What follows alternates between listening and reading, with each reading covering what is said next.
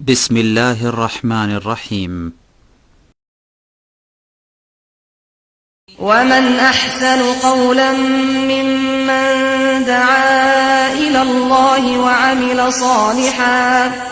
وعمل صالحا وقال إنني من المسلمين. السلام عليكم ورحمة الله وبركاته. إن الحمد لله نحمده ونستعينه ونستغفره ونعوذ بالله من شرور أنفسنا ومن سيئات أعمالنا من يهده الله فلا مضل له ومن يضلل فلا هادي له وأشهد أن لا إله إلا الله وحده لا شريك له وأشهد أن محمدا عبده ورسوله صلى الله تعالى عليه وعلى آله وصحبه وسلم تسليما كثيرا. يا أيها الذين آمنوا اتقوا الله حق تقاته ولا تموتن إلا وأنتم مسلمون. يا أيها الناس اتقوا ربكم الذي خلقكم من نفس واحدة وخلق منها زوجها وبث منهما رجالا كثيرا ونساء واتقوا الله الذي تساءلون به والأرحام إن الله كان عليكم رقيبا. يا أيها الذين آمنوا اتقوا الله وقولوا قولا سديدا يصلح لكم أعمالكم ويغفر لكم ذنوبكم ومن يطع الله ورسوله فقد فاز فوزا عظيما. أما بعد فإن خير الحديث كتاب الله وخير الهدي هدي محمد صلى الله عليه وسلم وشر الأمور محدثاتها وكل محدثة بدعة وكل بدعة ضلالة وكل ضلالة في النار. أعوذ بالله من الشيطان الرجيم. ومن أعرض عن ذكري فإن له معيشة ضنكا ونحشره يوم القيامة أعمى قال رب لما حشرتني أعمى وقد كنت بصيرا قال كذلك أتتك آياتنا فنسيتها وكذلك اليوم تنسى. আল্লাহ পাক রব্বুল আলামিনের যাবতীয় প্রশংসা যে আল্লাহ পাক রব্বুল আলামিন আমাদের সৃষ্টি করেছেন এবং আমাদের এই পার্থিব জগতে যেসব প্রয়োজন জীবনের বিভিন্ন ক্ষেত্রে আল্লাহ পাক রব্বুল আলামিন সেগুলির সুব্যবস্থাও রেখেছেন, সেগুলিকে আল্লাহ পাক রব্বুল আলামিন আমাদের কল্যাণের উদ্দেশ্যে এই জমিনে সৃষ্টি করেছেন। মহান আল্লাহ ইরশাদ করেছেন খালাকালাকুম মা ফিল আরদি জামিয়া, পৃথিবীতে যা কিছু রয়েছে সমস্ত কিছুকে আল্লাহ পাক তোমাদের স্বার্থে সৃষ্টি করেছেন, তোমাদের কল্যাণের জন্য সৃষ্টি করেছেন, তোমাদের উপকারিতার জন্য সৃষ্টি করেছেন। মানুষ ছাড়া বাকি যা কিছুই রয়েছে পৃথিবীতে তা মানুষের জন্য আল্লাহ পাক সৃষ্টি করেছেন, যার মাধ্যমে মানুষ পার্থিব সুখ হাসিল করতে পারে এবং পৃথিবীতে বেঁচে থেকে যে উদ্দেশ্যে তাকে আল্লাহ পাক রব্বুল আলামিন সৃষ্টি করেছেন সেই উদ্দেশ্যে সফলতা লাভ করতে পারে এবং আল্লাহ পাক রব্বুল আলামিনের যে নির্দেশ রয়েছে সেই নির্দেশের বাস্তবায়ন করতে পারে। যিনি স্রষ্টা, যিনি সৃষ্টি করেছেন, তার আদেশ নিষেধ পালন করাই হচ্ছে মানব জীবনের লক্ষ্য উদ্দেশ্য। এরই নাম হচ্ছে ইবাদতের জিন্দেগি। ওমা খালাকতুল জিন্না ওয়াল ইনসা ইল্লা লিয়াবুদুন। জিন এবং মানুষকে আল্লাহ পাক রব্বুল আলামিন সৃষ্টি করেছেন একমাত্র তাঁর ইবাদতের উদ্দেশ্যে। সালাত এবং সালাম নাজিল হোক নবী মুহাম্মদুর রাসূলুল্লাহ সাল্লাল্লাহু আলাইহি সাল্লামের উপর, যিনি মানুষকে জানিয়ে দিয়েছেন সুখের জীবন কি করে গড়তে হবে আর তার সাথে সাথে মানুষের এই সুখের জীবনে যেসব কাজ, যেসব অবস্থা বাধা সৃষ্টি করে সেগুলি সম্পর্কে সতর্ক করেছেন, যাতে করে মানুষের এই পার্থিব জগতের সুখ অশান্তিতে পরিণত না হয় আর মওতের পরে অশান্তির জীবন যাতে করে না কাটাতে হয়।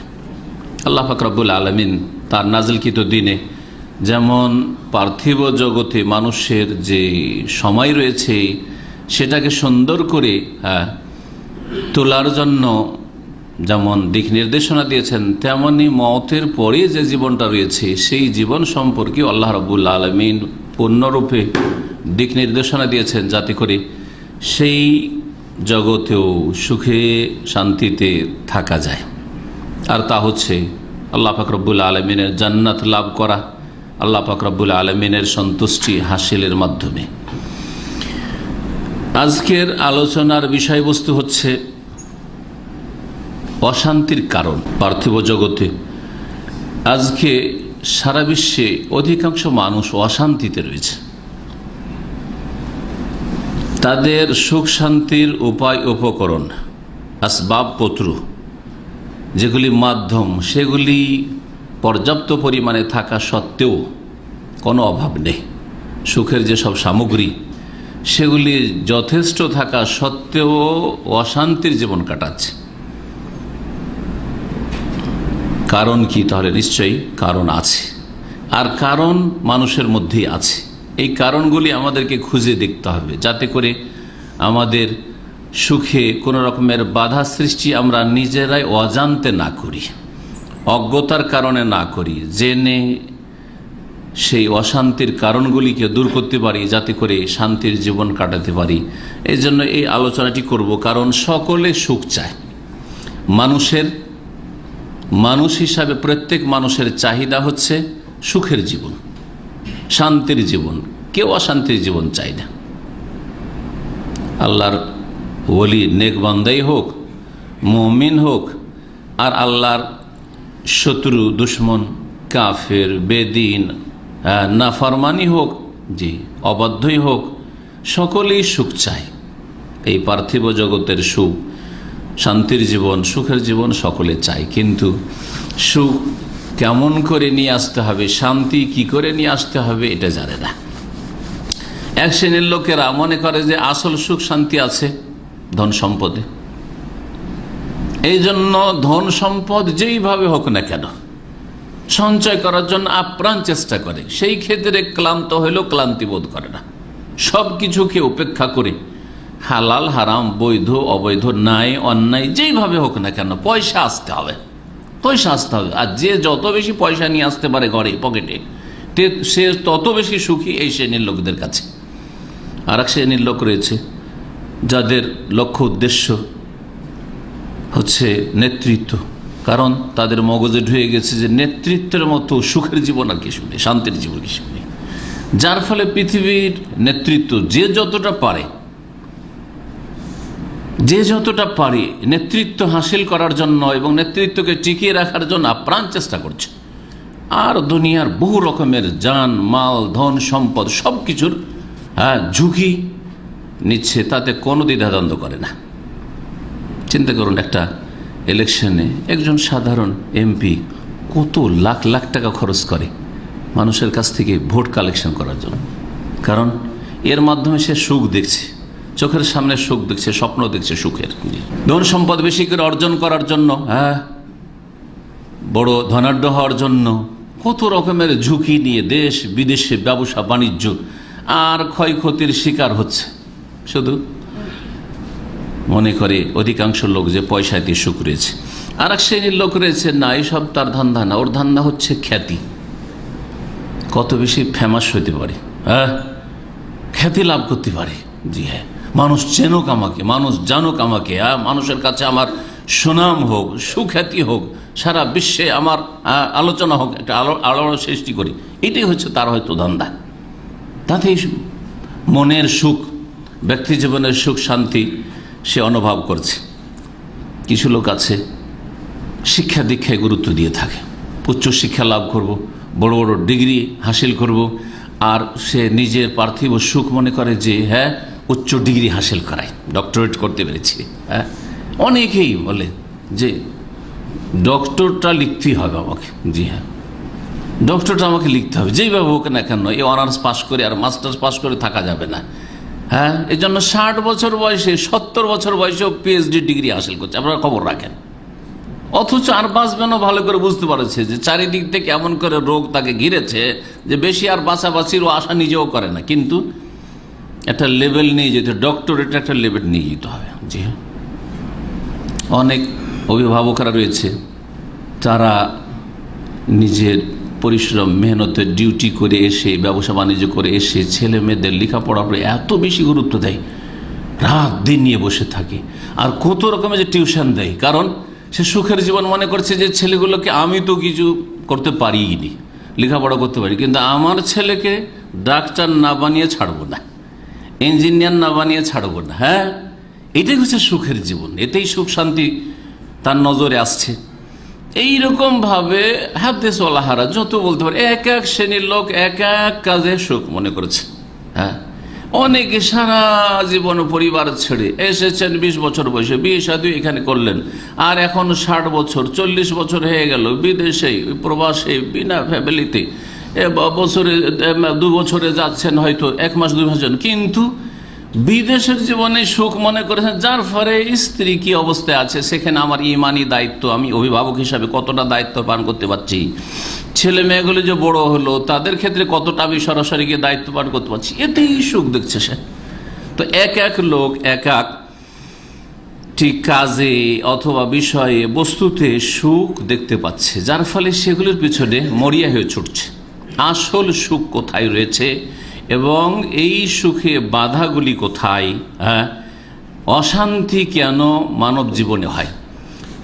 বললাম যে দুনিয়ার যত সুখের সামগ্রী বেশি রয়েছে যার কাছে, অধিকাংশ তারাই কিন্তু বেশি অশান্তিতে আছে। মানসিক অশান্তি, ব্যক্তি জীবনের শারীরিক অশান্তি, পারিবারিক অশান্তি, স্বামী স্ত্রীতে কোনো রকমের আন্তরিকতা নেই, হ্যাঁ, অথবা এমন চরিত্র খারাপ, স্ত্রীর চরিত্র খারাপ নয়, স্বামীর চরিত্র খারাপ, বা দুইজনের চরিত্র খারাপ। স্বামী স্ত্রীর সাথে খেয়ানত করে, বিশ্বাসঘাতকতা করে, আর স্ত্রী স্বামীর সাথে খেয়ানত করে।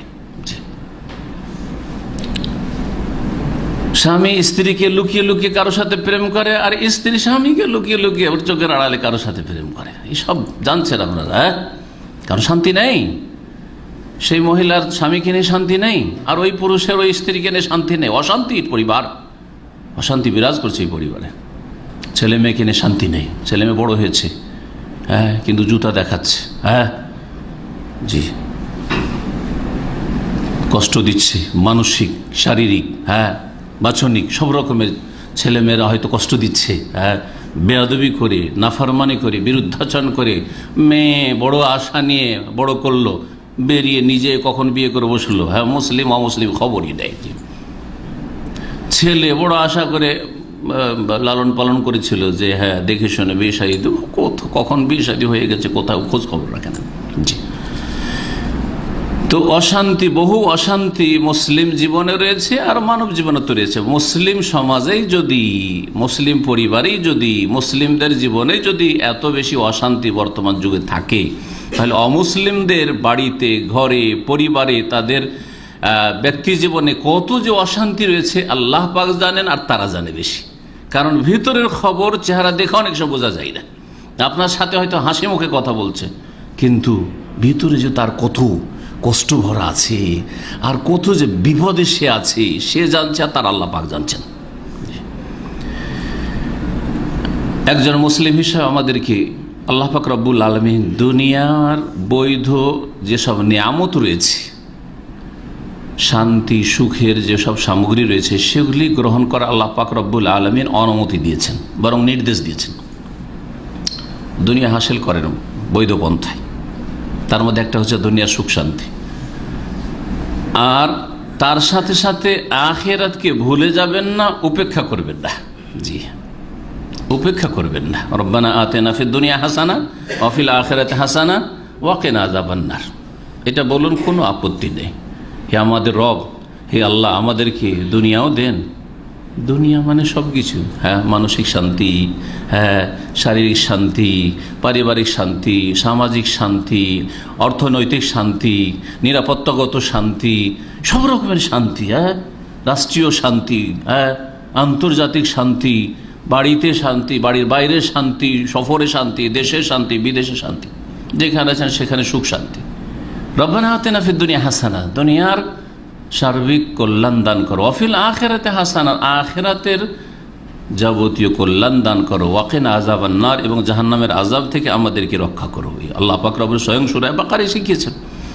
এবং আল্লাহ পাক তারপর উলাইকা লাহুম নাসিবুম মিম্মা কাসাবু, যারা এই রকমের দোয়া করে, দুনিয়াও চায় আর আখিরাতও চাই। ওয়ালা তানসা নাসিবাকা মিনাদ দুনিয়া, দুনিয়াকে উপেক্ষা করিও না দিন করতে গিয়ে বা আখিরাত তলাশ করতে গিয়ে, আর শুধু দুনিয়ার পিছনে ছুটে আখিরাতকে উপেক্ষা করিও। বাল তুসিরুন হায়াতাদ দুনিয়া, আল্লাহ বলছেন তোমরা পার্থিব জগৎকে প্রাধান্য দিয়ে থাকো, ওয়াল আখিরাতু খায়রুন ওয়া আবকা, অথচ মওতের পরে যে জীবনটা রয়েছে সেটা সবচেয়ে উৎকৃষ্ট, ওয়া আবকা, এবং সেটা হচ্ছে স্থায়ী।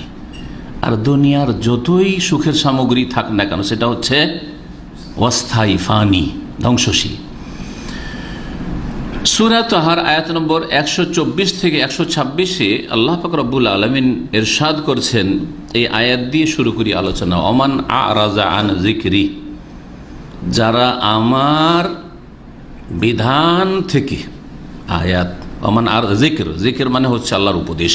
আল্লাহর উপদেশ হচ্ছে আল্লাহ পাকের বিধান, আল্লাহর উপদেশ হচ্ছে কোরআনুল কারীম, আল্লাহর উপদেশ হচ্ছে রাসূলুল্লাহ সাল্লাল্লাহু আলাইহি ওয়াসাল্লাম হাদিস, আল্লাহ পাক রব্বুল আলামিন উপদেশ হচ্ছে পুরো ওহী, আর ওহী হচ্ছে আসমানি বিধান। ওমান আরাজা আন যিকরি, যারাই আমার বিধান থেকে, আল্লাহ যে আসমানি বিধান নাযিল করেছেন তা থেকে বিমুখ হবে, মুখ ফিরিয়ে দেবে, ধার ধারবে না। পেট নিয়ে চিন্তা, তার জনক্ষুধা নিয়ে চিন্তা, দুনিয়ার সুখের সামগ্রী নিয়ে চিন্তা। আল্লাহ পাক যে তার জন্য যিকির, উপদেশ জি নাযিল করেছেন, তার থেকে মুখ ফিরিয়ে নিয়েছে, খোঁজ খবর রাখে না, উদাসীন হয়ে রয়েছে, খোঁজ খবর রাখে না, শুনলেও শুনতে চায় না, কানে আওয়াজ পৌঁছিল উপেক্ষা করে, কাজে পরিণত করেন না, অন্তর থেকে সেটা সাদরে গ্রহণ করেন না, বিশ্বাসও করেন না। ওমান আরাজা আন যিকরি, যে কোনো স্তরের লোক হোক না কেন, হয়তো বিশ্বাস করে জাতিতে মুসলিম, কিন্তু বিশ্বাস তার আসলে সত্যিকার অর্থে বিশ্বাস না। বিশ্বাস আছে তো সেই অনুযায়ী কাজ হবে, কাজ করে না, আমল নেই, কর্ম নেই।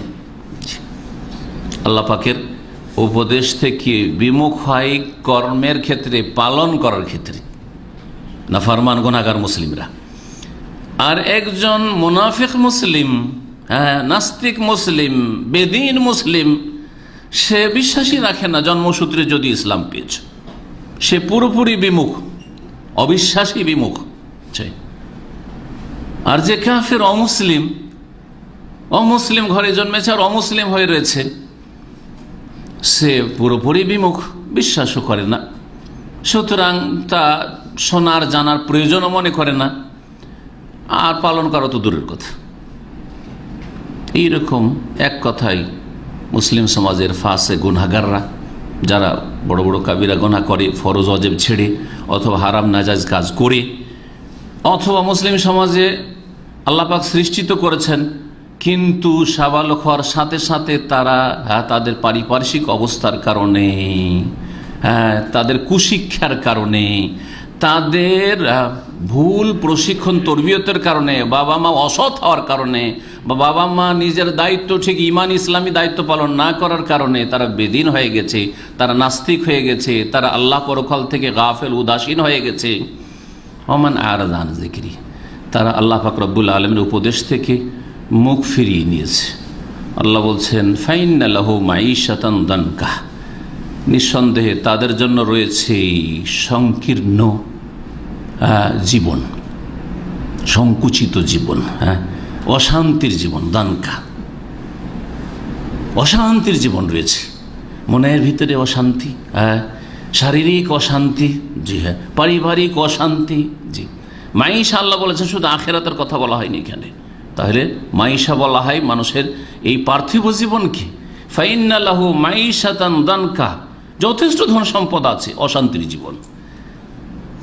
পৃথিবীর বড় দেশের নেতৃত্বে পৌঁছে গেছে, অথবা কোনো একটি দেশের বড় নেতৃত্বে পৌঁছে গেছে, রাষ্ট্রপতি প্রধানমন্ত্রী হতে পেরেছে, অথবা কোনো একটা মন্ত্রিত্ব পেয়েছে, বড় পদে পৌঁছে, বড় একটা অফিসার হয়েছে, বড় একটি কোম্পানির মালিক হয়েছে, বস হয়েছে, কফিল হয়েছে, দেশ বিদেশে তার ব্যবসা ছড়িয়ে ছিটিয়ে আছে, কিন্তু আল্লাহর বিধান থেকে বিমুখতার কারণে ফাইন্না লাহু মাঈশাতান দানকা, তার বড়ই অশান্তির জীবন রয়েছে।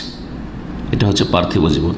ওয়া নাহশুরুহু ইয়াওমাল কিয়ামাতি আমা, আর তাদেরকে কিয়ামতের দিনে একত্রিত করব অন্ধ করে। যারা আল্লাহর উপদেশ থেকে দুনিয়াতে বিমুখ ছিল, মুখ ফিরিয়ে রেখেছিল,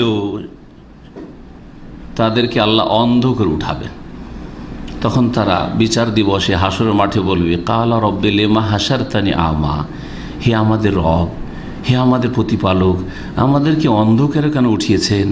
ওয়াকাদ কুনতু বসীরা, প্রত্যেকে বলবে, আল্লাহর কাছে গিয়ে অভিযোগ করবে, আমি তো চক্ষুওয়ালা লোক ছিলাম, দৃষ্টি সম্পন্ন লোক ছিলাম, আমি তো চোখে দেখতাম দুনিয়াতে যদি অন্ধ হইতাম তাহলে অন্ধ হয়ে উঠতাম, চোখওয়ালা ছিলাম, এখন চোখ আমার কোথায়? ওয়াকাদ কুনতু বসীরা। আল্লাহ পাক জয় বলবেন, কালা, আল্লাহ বলবেন, কাযালিকা, এই জন্যই আতাতকা আয়াতুনা, আমার বিধানাবলী তোমাদের কাছে এসেছিল, ফানাসিতাহা, কিন্তু তোমরা উপেক্ষা করেছিলে, ভুলে গিয়েছিলে, মানে উপেক্ষা করেছিলে। কোনো কিছু মনে থাকলেও ভুলে যাওয়ার ভান করা, জি হ্যাঁ, অথবা ভুলে যাওয়া মানে উদাসীন থাকা, আপনি ভ্রুক্ষেপই করলেন না, অথচ চোখের সামনে রাত দিন আল্লাহর কথা আসছে, রাসূলের কথা আসছে, আল্লাহ পাকের দিনের কথা আসছে, আখিরাত পরকালের কথা স্মরণ করা হচ্ছে। আজকাল প্রচার মাধ্যমগুলিতে এমনকি অমুসলিমদের কাছে সব নলেজ সহজভাবে পৌঁছে যাচ্ছে, তাই না? তারপরেও ফানাসিতা, সেগুলিকে ইগনোর করেছিল, উপেক্ষা। সরব, খারাপটা দেখো, খারাপটা শোনো। জি, ওয়াকাযালিকা আল-ইয়াওমা তুনসা, এইরকমই আজকে তোমাদেরকে ভুলিয়ে দেওয়া হয়েছে, মানে আল্লাহ পাক রব তোমাদেরকে উপেক্ষা করেছেন, তোমরা আজকে উপেক্ষিত হয়েছে, আমার বিধানাবলীকে, আয়াত কি, আমার আসমানি সিলেবাসকে উপেক্ষা করেছ। ওয়াকাযালিকা আল-ইয়াওমা তুনসা, সুতরাং এইরকমই আজকে তোমরা উপেক্ষিত হয়েছে, আল্লাহ পাক রব বলছেন। স্পষ্ট কথা আল্লাহ পাক রব্বুল আলামিনের। দুনিয়া অন্ধকার, আখিরাত অন্ধকার। এমন না যে দুনিয়া খুব সুন্দর, দুনিয়া সুন্দর নয়, তাদের যে কত অশান্তি। কয়েকজন ইমাম সালাফে সালেহিন থেকে একটি উক্তি বর্ণিত রয়েছে, সেটা শুনিয়ে দিই, তারপর আলোচনা আগে বাড়ায়। প্রখ্যাত তাবিঈ সাঈদ ইবনে মুসাইয়্যিব থেকে বর্ণিত আছে এই উক্তিটি। প্রখ্যাত মুহাদ্দিস আব্দুল্লাহ মুবারক রহমতুল্লাহ আলাইহি আজমাইন, তার থেকে বর্ণিত রয়েছে ইমাম বুখারীর ওস্তাদ, জি, আব্দুল্লাহ মুবারক, জি, তিনি মুজাহিদও ছিলেন, জি, মুজাহিদ, 1 বছর হজ করতেন, 1 বছর জিহাদ করতেন, অথচ বড় মুহাদ্দিস আব্দুল্লাহ মুবারক রহমতুল্লাহ আলাইহি। বর্ণিত রয়েছে প্রখ্যাত একজন আবেদ ইব্রাহিম বিন আদহাম থেকে, এইরকম অনেকের থেকে এই উক্তিটি বর্ণনা করা হয়েছে। উক্তিটি হচ্ছে, লাউ আলেমাল মুলুকু ওয়া আবনাউল মুলুকি মা নাহনু ফীহি, যদি শাসকরা জানতে পারত, রাজাধিরাজারা জানতে পারত, রাষ্ট্রনেতারা জানতে পারত, পুঁজিপতিরা জানতে পারত, যাদের পৃথিবীর ক্ষমতা হাতে রয়েছে, তারা যদি জানতে পারত, এবং তাদের সন্তানরা জানতে পারত, হ্যাঁ, রাজ পরিবারের লোকেরা যাদের সুখের অভাব নেই, রাষ্ট্রপতির ছেলেমেয়েরা যদি জানতে পারতো, প্রধানমন্ত্রীর ছেলেমেয়েরা যদি জানতে পারতো, বড় বড় কোম্পানির মালিক আপনার বসের, হ্যাঁ, ওদের ছেলেমেয়েরা, হ্যাঁ, আপনার এইখানে সারা গোটা মাস খেটে 1000 রিয়াল পান না হয়তো, এরকম সারা বিশ্বের কথা বলছি, শুধু এখানকার কথা বলছেন, কিন্তু তাদের ছেলেমেয়েরা ভোগবিলাস সারা পৃথিবীর যে কোনো দেশ ঘুরে পয়সার বলে, তারা যদি জানতে পারতো যে মা নাহনু ফী, আমরা যে কত সুখ শান্তিতে আছি, আমরা অর্থাৎ সত্যিকার যারা মুমিন, আল্লাহ পরকালে বিশ্বাসী, সৎকর্মশীল, তার সাথে সাথে আল্লাহর দ্বীনের জ্ঞান রয়েছে, এলম রয়েছে, আমল রয়েছে, ঈমান রয়েছে, এবং এলম যেমন রয়েছে তেমন আমল করার পরে অন্যদেরকে আল্লাহর দ্বীনের দিকে, সেই সঠিক জ্ঞানের দিকে, দুনিয়া আখিরাতের সুখময় জীবন গড়ার জন্য দাওয়াত দিয়ে থাকেন। সূরা আসরে যে বিষয়গুলি বলা হয়েছে, এই যে জীবন, এটা হচ্ছে উলামায়ে কেরামদের জীবন, এটা হচ্ছে আইম্মায়ে কেরামদের জীবন, এটা হচ্ছে সাহাবায়ে কেরামদের জীবন রাদিয়াল্লাহু তাআলা আনহুম আজমাইন, এটা হচ্ছে তাবেঈনদের জীবন, এটা হচ্ছে ওইসব আইম্মায়ে কেরাম যাদের দিকে ইঙ্গিত করলাম, তাদের এবং তাদের মতো সকল যারা আইম্মায়ে ইসলাম, তাদের জীবন, আল্লাহর নেক বান্দা, আল্লাহর আউলিয়া, তাদের জীবন যদি জানতে পারতো, দুনিয়ার এই যাদের দুনিয়ার সুখের সামগ্রী যাদের কাছে, তারা যদি জানতে পারতো যে আমরা কত সুখে আছি, লাজালাদুনা বিসসুয়ুফি, তাহলে আমাদের সাথে তারা আচরণ করত তরবারি দিয়ে। জালাদুনা মানে আমাদেরকে জবাই করত, আমাদেরকে জবাই করত তরবারি দিয়ে, আমাদেরকে বেঁচে থাকতে দিত না। কত যে ভিতর আমাদের শান্তি আছে, আর তাদের ভিতরে যে কত অশান্তি আছে, যখন অশান্তি আর শান্তিকে তুলনা করতে পার, যদি টের পেয়ে যেত ভিতরের অবস্থা, তাহলে হিংসা হইতো না, হইতো না, হইতো না, হইতো না, বেঁচে থাকতে দিত, বেঁচে থাকতে দিত না। একটা উদাহরণ দিতে হলে বুঝবেন, এক দেশে একজন নেতৃত্ব দিচ্ছে, আর একজন যদি ওর নেতৃত্ব কেড়ে নিয়ে, মানে ওর সুখের সামগ্রী কেড়ে নিয়ে নেতা হইতে চায়, তাহলে কেমনভাবে প্রতিহত করে আজকাল গণতন্ত্রের যুগে ভালো করে বুঝতে পারছেন, তাই না? এক শাসককে, এক শাসক গোষ্ঠীকে বা একটা দলকে দমন করার জন্য আর এক দল যত রকমের অস্ত্র আছে সব ব্যবহার করে না, করে না, করে না, করে না, বলেন? প্রাচীন যুগের ইতিহাসগুলি তুলে ধরেন রাজাধিরাজাদের। হ্যাঁ, এক দেশে একজন রাজত্ব করছে, শাসন করছে, আর একজন এসে যদি দখল করার চেষ্টা করে, তাহলে যা কিছু আছে দিয়ে যেভাবে হোক না কেন প্রতিহত করতে হবে, আর নিজের সুখের সামগ্রী, এই যে নেতৃত্ব, এটাকে টিকাইতে হবে, ঠিক কিনা? কারণ আমার সুখ কেড়ে নেবে। তো মানসিক সুখ, হ্যাঁ, ভিতরের সুখ সম্পর্কে যদি টের পেত আল্লাহর নেক বান্দারা, তাদের ঈমান আমলের কারণে যে সুখ শান্তি পাচ্ছে যদি টের পেত, তো হিংসা তার বরদাস্ত হইতো না, আমাদেরকে শেষ করে ফেলত। আর কেড়ে নেওয়া যদি সম্ভব হইতো, তাহলে ভিতরের আমার যে সুখ শান্তি রয়েছে সেটা মানসিক, সেটা কেড়ে নিত। কিন্তু সেটা সম্ভব না, জানাও সম্ভব না, আর কেড়ে নেওয়া সম্ভব না। এই হচ্ছে আল্লাহ পাকের নিয়ামত। জি, শাইখুল ইসলাম ইবনে তাইমিয়া রাহমাতুল্লাহ আলাইহি, জি, এই মর্মে অনেক উক্তি রয়েছে, যে ওসব উক্তি উল্লেখ করার সময় নেই, কারণ আরও বেশ কিছু পয়েন্টে যেগুলি হচ্ছে অশান্তির কারণ উল্লেখ করব আপনাদের সামনে। এখন কিছু অশান্তির কারণ উল্লেখ করি। সবচেয়ে বড় অশান্তির কারণ হচ্ছে ঈমানবিহীন জীবন। সবচেয়ে বড় অশান্তির কারণ হচ্ছে ঈমানবিহীন জীবন। ঈমানবিহীন জীবন মানে কুফরির জীবন, অস্বীকার, অমান্য, অবিশ্বাস, হ্যাঁ, জি, পুরোপুরি, আংশিক, জি হ্যাঁ, যেভাবে হোক না কেন, জি, এই জীবনটি কুফরির জীবন, শিরকি জীবন, তাওহীদকে অস্বীকার করে শিরকি জীবন, মুনাফিকি জীবন, কপটতার জীবন, হ্যাঁ, মুখে কিছু বললেও অন্তরে অস্বীকার করে, জি, বেদিনী জীবন, জন্মসূত্রে মুসলিম কিন্তু বেদিনী, আসলে ঈমানবিহীন জীবন, বিশ্বাস নেই, দুনিয়ার পয়সায় বিশ্বাসের জন্য, পয়সার জন্য যথেষ্ট মেহনত, দুনিয়ার নেতৃত্বে বিশ্বাস, যে চেষ্টা করলে আমিও একটা কিছু হইতে পারি, সেই জন্য সেই চেষ্টায় কোনো ত্রুটি নেই। হ্যাঁ, দুনিয়ার সুখের সামগ্রী চোখের সামনে দেখতে পাচ্ছে যে সবাইকে লুটে নিয়ে যাচ্ছে, আমিও লুটপাট করার চেষ্টা করি, সেই জন্য কর্মতৎপর, কিন্তু আখিরাত সম্পর্কে আসলে বিশ্বাস নেই, যদিও জন্মসূত্রে মুসলিম। আর বর্তমান যুগে অধিকাংশ মুসলিমদের অবস্থা একেবারে এরকম, কোনো এতে ব্যতিক্রম না, আর একটু বেশি বাড়িয়েও বলছি না। দুনিয়ার কাজে রাত দিন সমান করে যদি আশা থাকে যে কি পাবো, ওখানে গেলে কিছু পার্থিব কিছু লাভ আছে, তাহলে যে কোনো সময় যাবে, যে কোনো সময় কষ্ট করতে প্রস্তুত। উদাহরণস্বরূপ ফজর নামাজে যদি বলা হয় যে 1 কোটি নেকি পাবেন ফজর নামাজে হাজির হইলে, তার চাইতে বেশি নেকি হইতে পারে কোরআন এবং হাদিসের আলোকে এবং আল্লাহ পাকের এলমে। কিন্তু ধরে নেন, উদাহরণস্বরূপ বলছে যে 1 কোটি নেকি ফজরের জামাতে যদি জামাত সহকারে টাইমে নামাজ পড়া যায়, তাহলে এই ফজিলত যদি রাত দিন বয়ান করেন, তবুও মুসল্লির সংখ্যা তেমন কিছু বাড়বে না মুসলিম সমাজে। কিন্তু যদি বলেন যে প্রত্যেক মুসল্লিকে দাম্মামের অমুক মসজিদে অথবা রিয়াদের অমুক মসজিদে 10টা করে রিয়াল দেওয়া হচ্ছে,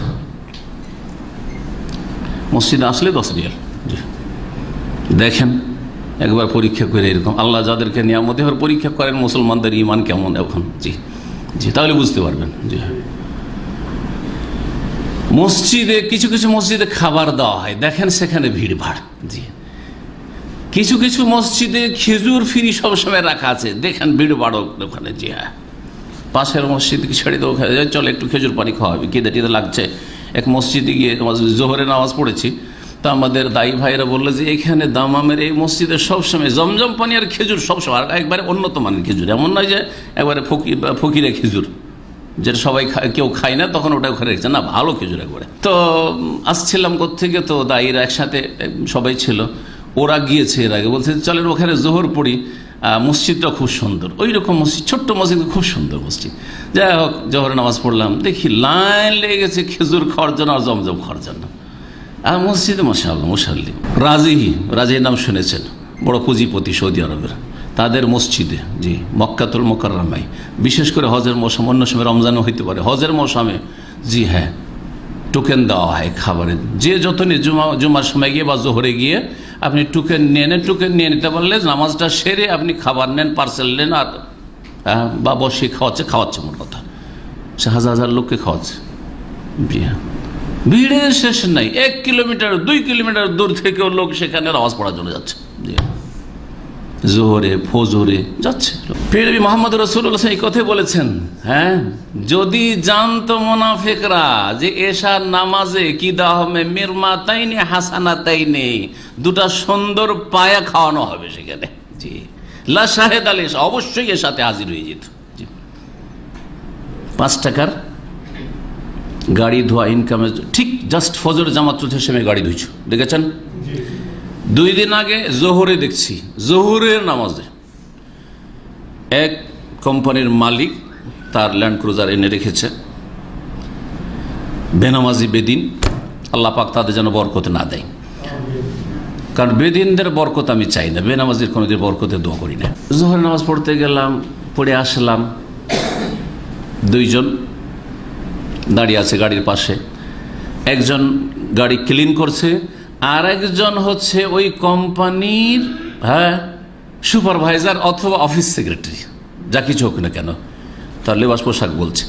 ওই সুপারভাইজার বা অফিস সেক্রেটারি তাকে গাইড করছে যে এই জায়গাটা ভালো করে ধো, এই জায়গাটা ভালো করে ধো। একটা জায়গা ঘুষে চলে যাচ্ছে পরিষ্কার করার জন্য, ঘুষে চলে যাচ্ছে, ফিরে আসছি, তারপর ঘুষছে। তো একটা জায়গায় তখন ওইখানে গিয়ে টের পেলাম যে কি করছে এই লোক, আর এই সুপারভাইজার বা এই অফিস সেক্রেটারি বাবু, টাই বাবু দাঁড়িয়ে আবার গাড়ির কাছে করছে, ক্লিন না হয় ক্লিন করছে, এক বাবু কি করছে দেখছি, বলছে এই জায়গাটা একটু দাগ লেগে আছে বসের গাড়ির, এই দাগটা পরিষ্কার কর, পরিষ্কার কর, কারণ তার রবকে রাজি করা হবে, ওই বেদিন রবকে রাজি করা হবে, কফিলকে রাজি করা হবে, জালেমকে রাজি করা হবে, সেই জন্য আল্লাহকে নারাজ করি ঠিক নামাজের সময় এটা চলছে। জি হ্যাঁ, বলেন এরা অমুসলিম নয়, নামে মুসলিম, সে সুন্নি হোক অথবা রাফেজি হোক, কিন্তু নাম তাদের মুসলিম, সুন্নি হোক অথবা রাফেজি শিয়া হোক, কিন্তু নাম তাদের মুসলিম। আর এই রবকে খুশি করার জন্য যারা করছে সেগুলো ইন্ডিয়ান অথবা বাংলাদেশি, জি, এইসব দেশেরই। সুবহানাল্লাহ, আমি মনে মনে চিন্তা করলাম যে আলহামদুলিল্লাহ, আল্লাহ পাককে দেখে আসলাম, আল্লাহ পাক রাজি হইল, এরকম যারা নামাজি আল্লাহ তাদের রাজি হচ্ছে। এরা এই মানুষ রবকে, বসকে, এই কফিলকে রাজি করার জন্য যতটা মেহনত করছে, যতটা যত্ন নিচ্ছে, যে গাড়িটাতে সামান্য একটু দাগ লেগে আছে, আরে এখানে ঘষাতে ঘুষে চলে যাচ্ছে, যদি শুধু ফরজটা আল্লাহ পাকের আদায় করে দিত, 5 ওয়াক্ত সালাত, আর গোটা বছরে রমজান মাসের সিয়ামটা পালন করে দিত, এইরকম কিছু ফরজ আছে জীবনে, সেগুলি যদি আদায় করে দিত, আর হারাম কাবিরা থেকে যদি কমের পক্ষে বেঁচে যেত, তো আল্লাহ পাক রাজি হয়ে যেতেন। দুনিয়া কত সুন্দর হয়ে যেত, কত সুখ নেমে আসতো, আর আখিরাত কত সুন্দর হয়ে যেত। বলুন আলহামদুলিল্লাহ, আল্লাহ পাক আমাদেরকে সুখের জীবন দান করেছেন। আর এরা গায়রুল্লাহকে রাজি করার জন্য, খুশি করার জন্য গাড়ি ঘোষাঘুষি করছে আল্লাহ পাকের ইবাদতের সময়, নামাজের সময়। সবচেয়ে বড় অশান্তির কারণ হচ্ছে কুফরি। আল্লাহ পাক রব্বুল আলামিন সূরা আন-নামের আয়াত নম্বর 25 ইরশাদ করছেন, ওমাই ইউরিদিল্লাহু আন ইউদিল্লাহু ইয়াজআল সাদরাহু দাইয়িকান হারাজান কান্নামা ইয়াসআদু ফিস সামা। আল্লাহ রাব্বুল আলামিন যাকে পথভ্রষ্ট করেন, জান্নাতের রাস্তা যার হারিয়ে যায়, এই না যে জবরদস্তি তাকে জান্নাতের রাস্তা হারা করে দিয়েছেন, বরং সে জান্নাতের রাস্তায় চলার যখন চেষ্টাই করেনি, তখন আল্লাহ রাব্বুল তাকে ছেড়ে দিয়েছেন যে যেদিকে যাবি সেদিকে যা, নো আল্লাহ মাতাল্লাহ, যা যেদিকে যাবি যা। আল্লাহ রাব্বুল আলামিন এইরকম ক্ষেত্রগুলিতে বলেছেন যাকে আল্লাহ পথভ্রষ্ট করতে চান। জবরদস্তি কাউকে আল্লাহ পথভ্রষ্ট করেন না, যে যেমন চেষ্টা করে তেমন আল্লাহ তৌফিক দিয়ে থাকেন। আপনিও অনুভব করছেন, সৎ লোক অনুভব করছে, অসৎ লোক অনুভব করছে, যে যে ময়দানে চেষ্টা করেছেন আল্লাহ পাক কিছু না কিছু দিয়েছেন।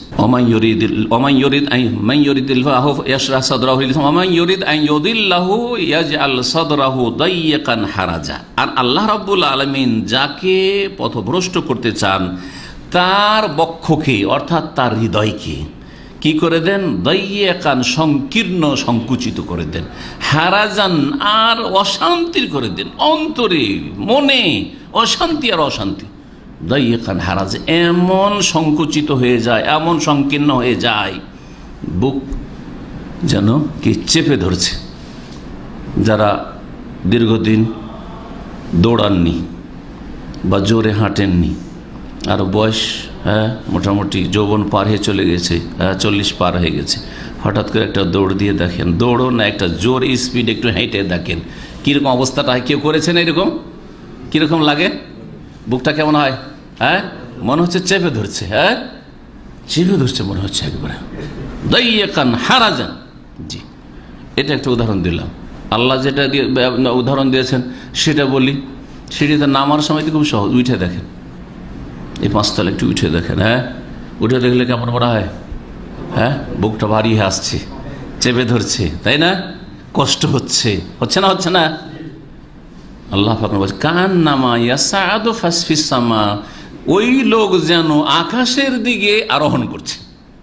আকাশের দিকে চললে, ওপর দিকে চললে, সিঁড়িতে চললে যেমন বুকটা চেপে আসে আর কষ্ট লাগে, ঠিক তেমনি যাকে আল্লাহ পথভ্রষ্ট করে দেন তার জিন্দগিটা কেমন হয়, তার মানসিক অবস্থা কেমন হয়? সাদরুহু দাইয়াকান হারাজা, অশান্তির জীবন, সংকুচিত, অশান্তি আর অশান্তি, পেরেশানি আর পেরেশানি। কোরআনে কারিমে কত সুন্দর চিত্র তুলে ধরেছে। কুফরি হচ্ছে অশান্তির কারণ। এটাকে যদি বিস্তারিত আলোচনা করা যায় তাহলে অনেক সময়ের প্রয়োজন। দেখেন, যে আল্লাহর প্রতি বিশ্বাস রাখে সে বালা মুসিবতে মনে করে যে আমার পিছনে মহাশক্তি আছে, সুতরাং কখনো হিম্মত হারিয়ে দেয় না। পক্ষান্তরে একজন কাফের, একজন অবিশ্বাসী, একজন মুনাফিক, একজন আপনার বেদিন, তার সমস্ত আশা ভরসা বার্ধক্যে আমার ছেলেরা দেখবে, না কিছু পয়সা টয়সা যদি উপার্জন করে রাখতে পারি সেটা কাজে আসবে, যদি একটা বিল্ডিং বানিয়ে নিতে পারি তাহলে মাসে 50,000 বা 1 লাখ টাকা ভাড়া আসবে, ওইটাই করে কোনরকম করে খাবো, অথবা যদি একটা ফিক্সড ডিপোজিট করে দিতে পারি, হালাল হারাম সুদ মুদ ওইসব দেখা দেখি নাই, তবু মাসের মাসে এত টাকা করে আসতে থাকবে, কোনরকম বুড়া বুড়ি চলবে, এইসব না করে, এসবের গায়রুল্লাহর ভরসা করে। আর এগুলি ধ্বংসশীল, এগুলি মানুষের থাকতে পারে, নাও থাকতে পারে। এই ক্ষেত্রে সে সফল হইতে পারে, নাও হইতে পারে। এইসবের মাধ্যমে সুখ পেতে পারে, নাও পেতে, অধিকাংশ ক্ষেত্রে অশান্তি থাকে। কিন্তু আল্লাহ রাব্বুল আলামিনকে যারা মজবুত করে ধরে, ওমাইয়া তাসিম বিল্লাহি ফাকাদ হুদিয়া ইলা সিরাতিন মুস্তাকিম, আল্লাহ বলছেন যে যারা আল্লাহকে আঁকড়ে ধরে, ছাড়বো না আল্লাহ, তোর কাছে সব রকম শান্তি নেব, ফাকাদ হুদিয়া ইলা সিরাতিন মুস্তাকিম, তাকে অবশ্যই সরল পথ দেখানো হয়। সরল পথ জান্নাতের পথ, সরল পথ দুনিয়ার সুখের পথ, সরল পথ আখিরাতের সুখের পথ, সরল পথ মানসিক শান্তির পথ, সরল পথ জীবনের প্রতিটি ক্ষেত্রে আল্লাহ পাক সহজ পথ দেখিয়ে দেন। ওয়া ইয়াত্তাকিল্লাহ ইয়াজআল লাহু মিন আমরিহি ইউসরা, যারা আল্লাহকে ভয় করে তাদের কাজকে আল্লাহ কি করে দেন? সহজ করে দেন, সহজ করে দেন। এই অনুভূতি আছে যার যত ঈমান বিল্লাহ মজবুত, আখিরাতের প্রতি ঈমান যাতে মজবুত, আখিরাতের প্রতি ঈমান মজবুত, দুনিয়ার আমার সব কিছুই যদি চলে যায় মনকে সান্ত্বনা দিতে পারবো, এই দুনিয়া কিছুই না, সব কিছু থেকে গেল, আমি চলে গেলাম, তো কি লাভটা, তাই না? তাহলে আমার কাছে মনকে সান্ত্বনা দেওয়ার জন্য সম্বল আছে, পাথেয় আছে। পক্ষান্তরে একজন কাফেরের কাছে, একজন মুনাফিকের কাছে, একজন বেদিনের কাছে, একজন বিধর্মীর কাছে নেই, একজন ফাঁসে পাপিষ্ট মুসলিমের কাছে নেই, সব সম্বল নেই, সম্বল হারাসে। জি, যার ফলে দ্রুত অশান্তি তাদের উপর হামলা করে। একজন মুমিন ব্যক্তির ওপর অশান্তির কারণ পার্থিব তৈরি হইলেও সেই অশান্তি হামলা করতে পারে না, কারণ তার কাছে প্রতিরক্ষার ব্যবস্থা আছে। এইরকম মুশরিকের অশান্তির জীবন, অশান্তির বহু দিক থেকে। তার মধ্যে মুশরিক কাকে রাজি করে, পেরেশানির শেষ নেই। কোন রবকে যে রাজি করে? পক্ষান্তরে মুওয়াহ্হিদ, এক আল্লাহ রাজি হলে যথেষ্ট, আর কোনো চিন্তা নেই। এক আল্লাহকে রাজি করার জন্য বাপ মাকে রাজি করতে হবে। আর আল্লাহকে নারাজ, বাপ মা নারাজ হয়ে যাচ্ছে, কারণ বাপ মা হচ্ছে অসৎ। আল্লাহকে নারাজ করে বাপ মাকে না কখনো করবে না। আর তাতেও তার কোনো পেরেশানি নেই যে আমার বাপ মা নারাজ হয়েছে সেই জন্য কোনো পেরেশানি, কারণ আল্লাহকে রাজি রাখার জন্যই বাপ মাকে নারাজ করেছি। ঠিক কিনা? চিন্তা করেন আপনি। পক্ষান্তরে মুশরিক, জি, উপরওয়ালাকে রাজি করবে হিন্দুদের ভাষায়, না দুর্গাকে রাজি করবে, না সরস্বতীকে রাজি করবে, না লক্ষ্মীকে রাজি করবে, কাকে যা রাজি করে পেরেশানির শেষ নেই। কবর পূজারীর, আরে আব্দুল কাদের জেলানি বড় পীরকে রাজি করব, তো বাকি থেকে গেল খাজা বাবা, হ্যাঁ চিশতি, তো ওকেও রাজি করতে হবে। ওকে রাজি করলাম, তো শাহজালাল যদি তার কোনো মায়ের পড়ে যায়, বিপদ আপদ চলে আসে, আটরশি, মাইজ ভান্ডারি, হ্যাঁ কাকে রাজি করে, বাইজিদ বোস্তামি, কাকে রাজি করে? পেরেশানি শেষ নাই, মুশরিকের পেরেশানি শেষ নেই, কিন্তু মুওয়াহিদের কোনো পেরেশানি নাই। আল্লাহ রাজি, যথেষ্ট আমার জন্য। জি, আলাইসাল্লাহু বিকাফিন আবদা, আল্লাহ কি একাই বান্দার জন্য যথেষ্ট না? আল্লাহ বলছেন যথেষ্ট। তাহলে মুমিন আর কাফের পার্থক্য। কাফের জীবন হচ্ছে, বেদিনের জীবন হচ্ছে, হ্যাঁ আল্লাহ থেকে সম্পর্কহীন মানুষের জীবন হচ্ছে অশান্তির জীবন, আর মুমিনের জীবন হচ্ছে শান্তির জীবন, যে কোনো অবস্থায় শান্তি। ইমাম ইবনুল কাইয়িম রাহমাতুল্লাহ বলছেন যে আমার ওস্তাদ শাইখুল ইসলাম তাইমিয়া রাহমাতুল্লাহ আলাইহিকে দেখতাম জেলে, ছাত্র শিক্ষক দুজনকে জেলে দিয়েছে বিদাতীদের, সিরিয়ার শাম দেশের বিদাতীদের জালেম শাসকের কাছে, আর বিদাতী শাসকের কাছে কমপ্লেন আর মিথ্যা অভিযোগ আর গীবত আর চুগলখড়ি, এসবের কারণে দীর্ঘ সময় জেলে থাকতে হয়েছে ইমাম তাইমিয়া রাহমাতুল্লাহ আলাইহিকে, এবং জেলেই তার ইন্তেকাল হয়েছে। তো মাঝে মধ্যে দুইজনেই জেলে থাকতেন, কারণ ছাত্রকে জেলে দিয়েছে যে তুমিও তো ওরই শিষ্য, সুতরাং তুমি অপরাধী। বলছে যে শুকনো রুটি খাচ্ছে, শুকনো রুটি খাচ্ছেন আমার ওস্তাদ, তারপরও তাকে যে কত সুখী দেখতাম, আমি বাইরে কোনো লোকে এত সুখী দেখতাম না, এত আনন্দিত দেখতাম না। এই হচ্ছে সুখ, আসল সুখ, আসলে এই হচ্ছে আসল সুখ। তার একটি উক্তি রয়েছে, ইন্না ফিদ দুনিয়া জান্নাহ, দুনিয়াতে জান্নাত আছে, মাল্লাম ইয়াদখুল লাম ইয়াদখুল জান্নাতাল আখিরা, যদি এই দুনিয়ার জান্নাতে ঢুকতে না পারেন, প্রবেশ করতে না পারেন, তাহলে আখিরাতে জান্নাত পাবেন না।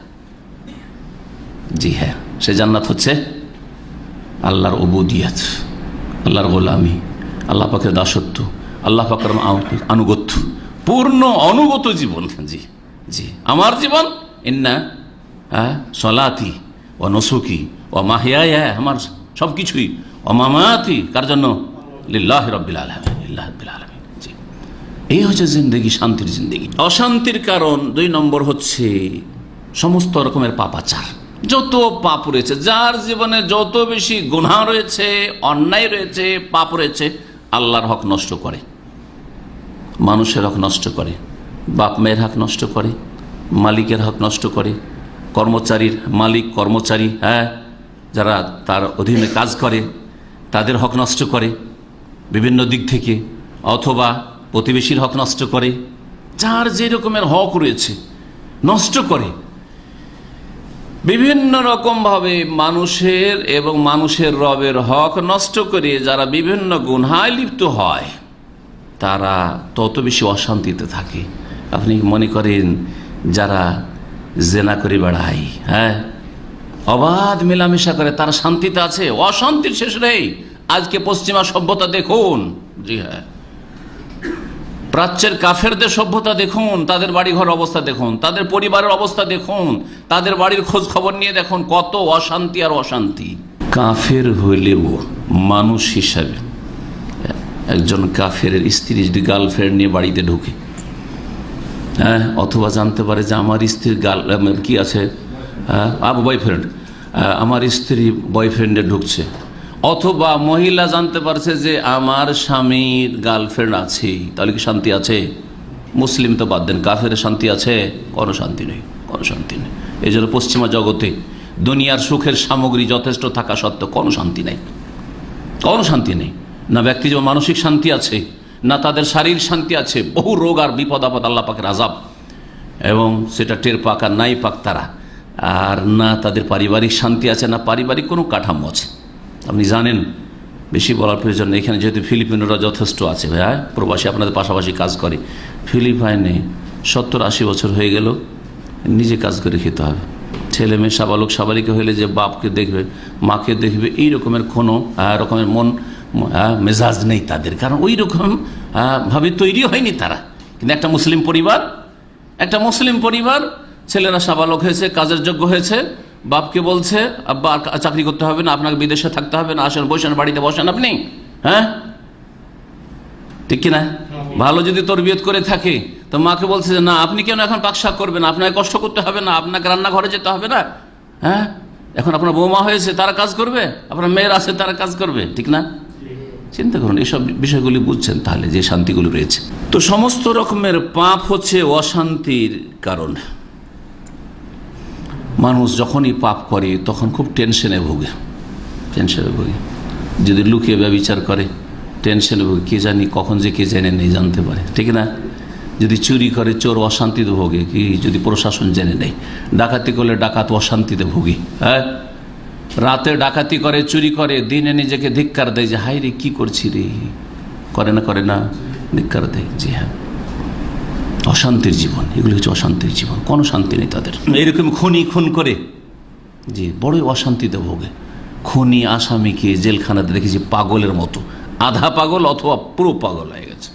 খুন করার পরে সাথে সাথে হয়ে গেছে, অথবা তারপরে পাগলের মতো হয়ে গেছে। জি হ্যাঁ, কোনো শান্তি নেই। শান্তি আছে মানুষের যদি গুনাহ হয়ে যায় তাহলে তওবা করে ইস্তেগফার করে সংশোধন করে আল্লাহর দিকে ফিরে আসাই। এই জন্য প্রিয় মুহাম্মদ রাসূলুল্লাহ সাল্লাল্লাহু আলাইহি সাল্লামের জামানায় এক সাহাবী, তার নাম ছিল মাইজ ইবনে মালিক আসলামী রাদিয়াল্লাহু তাআলা আনহু, তার দ্বারা ভুলবশতে জিনা হয়ে যায়, পদস্খলন ঘটে যায়। তারপর আর বরদাস্ত হয় না, মানসিক অশান্তি, এই একটি গুনাহ। আর অনেক মুসলিম আছে কত যে ব্যভিচার করে আর কত যে লুচ্চামি করে, আর চরিত্র এত চরিত্রহীন যে যা বলে শেষ করা যাবে না। একটা জিনা কোন রকম হয়ে গেছে, আর বরদাস্ত হয় না। রাসূলুল্লাহ সাল্লাল্লাহু আলাইহি ওয়াসাল্লামের কাছে এসে হাজির। সহিহ বুখারীতে হাদিস রয়েছে, সহিহ মুসলিমে রয়েছে, প্রত্যেকটি হাদিসের কিতাবে ব্যভিচারের যে দণ্ডবিধান রয়েছে তাতে এই হাদিসগুলি বর্ণিত হয়েছে, পাবেন আপনি। সহিহ মুসলিমে এই বাক্যটি রয়েছে। এসে রাসূলুল্লাহ সাল্লাল্লাহু আলাইহি ওয়াসাল্লাম বলছেন, ইয়া রাসূলুল্লাহ তাহিরনি, হে আল্লাহ রাসূল আমাকে পাক পবিত্র করে নেন, আমি নোংরা হয়ে গেছি, আমি নাপাক হয়ে গেছি, অশান্তির জীবন। নবী করিম সাল্লাল্লাহু আলাইহি ওয়াসাল্লাম মুখ ফিরিয়ে নিচ্ছেন। আবার এদিকে এসে বলছে যে নবী যেদিকে তাকিয়ে আছেন ওইদিকে মুখ করে বলছে, ইয়া রাসূলুল্লাহ ইন্নী আসাবতু হাদ্দান, আমি দণ্ডবিধান পাওয়ার যোগ্য হয়ে গেছি, ফাকিম আলাইয়াল হাদ্দ, আমার উপর দণ্ডবিধান কায়েম করেন, তাহিরনি আমাকে পাক করেন। বিভিন্ন ভাষায় এসে দরখাস্ত করছেন। আবার রাসূলুল্লাহ এদিকে মুখ ফিরিয়ে নিচ্ছেন, 4 বার করে এরকম বলছেন। 4টা সাক্ষী হইলে ব্যভিচার সাব্যস্ত হয়, তাই না? এক লোক যদি এইরকম অপরাধ করেছে নিজেই 4 বার বলে, 4 বার বলল, তার নবী করিম সাল্লাল্লাহু আলাইহি ওয়াসাল্লাম বললেন যে হতে পারে লা আল্লাহকে কাব্বালতা, হয়তো তুমি চুমন দিয়েছো, লা আল্লাহকে গামাজতা, হয়তো তুমি জড়িয়ে ধরেছো বা কিছু, যাও যাও যাও। বলছেন না না না ইয়া রাসূলুল্লাহ আমাকে ফিরিয়ে দিয়েন না, আমার শান্তি দেন, আমার অশান্তি দূর করুন ইয়া রাসূলুল্লাহ। নবী সাল্লাল্লাহু আলাইহি ওয়াসাল্লাম বলছেন সাহাবায়ে কেরামকে, একটু তার মুখটা শুঁইয়ে দেখো তো, মুখটা শুঁইয়ে দেখো, হতে পারে যে মদ পান করে মাতলামি করছে। মুখ শুঁইয়ে দেখে সাহাবীরা বলছে, ইয়া রাসূলুল্লাহ কিছু নেই, মদের কোনো গন্ধ টন্ধ নেই। আবেকা জনন আবার বলছেন, তাহলে কি তুমি পাগল নাকি, পাগলের মতো কথা বলছো? আশ্চর্য কথা, একজন লোক নেই, কোনো থানা পুলিশ নেই, কোনো প্রশাসন, কেউ ধৈর্যও নিয়ে আসছেন না, না পরিবারের লোক চাপ দিয়ে নিয়ে আসছে, না গ্রামের লোকের কাছে ধরা খেয়েছে, নিজে এসে বলছে ইয়া রাসূলুল্লাহ।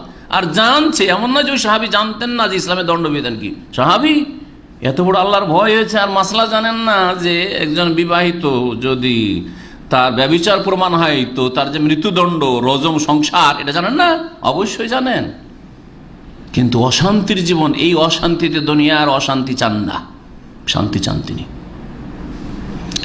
নবী করিম সাল্লাল্লাহু আলাইহি ওয়াসাল্লাম যখন নিশ্চিত হয়ে গেলেন যে না এ পাগলও না আর এ মদও পান করেনি, এমন কি এই ভাষায় রয়েছে, ইয়া রাসূলুল্লাহ আপনি আমাকে ফিরিয়ে দিন এইভাবে, আমি ওইভাবেই কুকাজ করেছি যেইভাবে সুরমা দানি থেকে সুরমা বের করা হয়। জি হ্যাঁ, আশা করি বুঝতে পারছেন কথা, ইঙ্গিত। অর্থাৎ পুরো ব্যভিচার আমার দ্বারা হয়েছে, এমনি নয় যে প্রাথমিক ব্যভিচার, স্পর্শ বা আর কিছু, এই ধরনের কিছু নয়। নবী করিম সাল্লাল্লাহু আলাইহি ওয়াসাল্লাম তাকে নিয়ে গিয়ে রজম করতে বলে সাহাবায়ে কেরামকে। নবী করিম সাল্লাল্লাহু তার প্রশংসা করলেন, তার জন্য তওবা ইস্তেগফার করলেন, দোয়া করলেন এবং তার প্রশংসা করলেন যে এমন তওবা করেছে, লাউ কুসমাত বাইনা আহলিল মাদিনাতি বাইনা 70 মিন আহলিল মাদিনা, মদিনার 70 জন গুনাহগারের মাঝে যদি বিতরণ করে দেওয়া হইতো তার একটা তওবাকে, লাকাফাতুম, তাদের জন্য যথেষ্ট হয়ে যেত।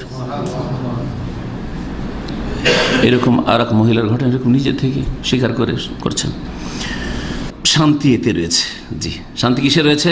তওবা করে নেওয়া, সংশোধন করে নেওয়া যদি ভুল হয়ে থাকে, আর না হলে পাপে ডুবিয়েন না, পাপে লিপ্ত হয়ে না, পাপের দিকে যাবেন না, এতেই শান্তি রয়েছে। পাপ মুক্ত জীবনেই শান্তি আসল। অশান্তির তৃতীয় কারণ হচ্ছে হিংসা বিদ্বেষ। হিংসা করে কারো কিছু কমানো যায় না। যদি আমাদের ঈমান সম্পর্কে জানা থাকে, তো ঈমানের একটি স্তম্ভ হচ্ছে তাকদীর, তাই না? তকদির যার যতটা লেখা আছে তাতে একটা দানাও কমও করা যাবে না, বেশিও করা যাবে না। আপনার যতটা দানা ভিতরে যাওয়া লেখা আছে ততটা ভাতের দানা ভিতরে যাবে। আর যদি না লেখা থাকে, এক লোকমা থেকে যাবে আর মৃত্যু চলে আসবে। বোঝা গেছে? সামান্যতম এদিক ওদিক হবে না। এটা জানা আছে না নেই? বিশ্বাস আছে আপনাদের? তাহলে হিংসা করে কি কিছু কমানো যাবে? কিছুই কমানো যাবে না। যার ভাগ্যে যা আল্লাহ জুটিয়েছেন, মানে লিখে রেখেছেন, সেটা তার কাছে পৌঁছবে, যেইভাবে পৌঁছুক না কেন। সারা দুনিয়া যদি বলে যে তাকে ঠেকিয়ে দিব, ঠেকাতে পারবে না। যেমন মূসা আলাইহিস সালামকে ফেরাউন ঠেকাতে পারেনি, হ্যাঁ, যেমন ইউসুফ আলাইহিস সালামকে তার সৎ ভাইরা ঠেকাতে পারেনি। পেরেছে নাকি? পারেনি। জি হ্যাঁ। যেমন মক্কার কাফের মুশরিকরা মুহাম্মদুর রাসূলুল্লাহ সাল্লাল্লাহু আলাইহি ওয়াসাল্লামকে ঠেকাতে পারেনি। কি না করতে চেয়েছিল তারা, চিন্তা করেন আপনি, কোন ত্রুটিটা রেখেছিল তারা। তো হিংসা মানুষের ক্ষতি করে। ইহুদিরা সবচেয়ে বেশি হিংসুক জাতি। তাদের সম্পর্কে সূরা নেসার আয়াত নম্বর 54-তে আল্লাহ পাক ইরশাদ করেছেন, আম ইয়াহসুদুনান নাস আলা মা আতাহুমুল্লাহু মিন ফাদলে। এই ইহুদিরা হিংসা করছে, হ্যাঁ, রাসূলুল্লাহ সাল্লাল্লাহু আলাইহি ওয়াসাল্লামের এবং সাহাবায়ে কেরামদের। তারা হিংসা করছে যে আলামা আতাহুমুল্লাহু মিন ফাদলে, আল্লাহ অনুগ্রহ করে মক্কায় মুহাম্মদুর রাসূলুল্লাহ সাল্লাল্লাহু আলাইহি ওয়াসাল্লামকে রাসূল বানিয়েছেন। তাদের গোত্রে, তাদের বংশে, বনি ইসরাইলদের ভিতরে কেন নবী রাসূল আসলো না? এই হিংসা, এটাই হচ্ছে বড় বাধা তাদের সত্য গ্রহণে এবং ইহুদি ইজমে কুফুরের উপর অটলতার, জাহান্নামের পথে থেকে যাওয়ার এবং গজবপ্রাপ্ত জাতিতে পরিণত হওয়ার, মাগদুব আলাইহিম হওয়ার কারণ হিংসা। শুধু আল্লাহ বলছে, আমি ইয়াহসুদুনান নাস আলা মা আতাহুমুল্লাহু মিন ফাদলিহি। আল্লাহ তার অনুগ্রহ তোমাদের কাছ থেকে নিয়ে দিয়েছেন, আল্লাহ নিজের কাছ থেকে দিয়েছেন। ফাকাদ আতাইনা আলা ইব্রাহিম আল কিতাব, আর ইব্রাহিম পরিবারকে আমি কিতাব দিয়েছি। হ্যাঁ, ফাকাদ আতাইনা আলা ইব্রাহিম আল কিতাব ওয়াল হিকমাত ওয়া আতাইনাহুম মুলকান আযীমা, এবং তাদেরকে বিশাল রাজত্ব আমি দিয়েছি। সেটাও কাড়ার কোনো ক্ষমতা কারো হয়নি।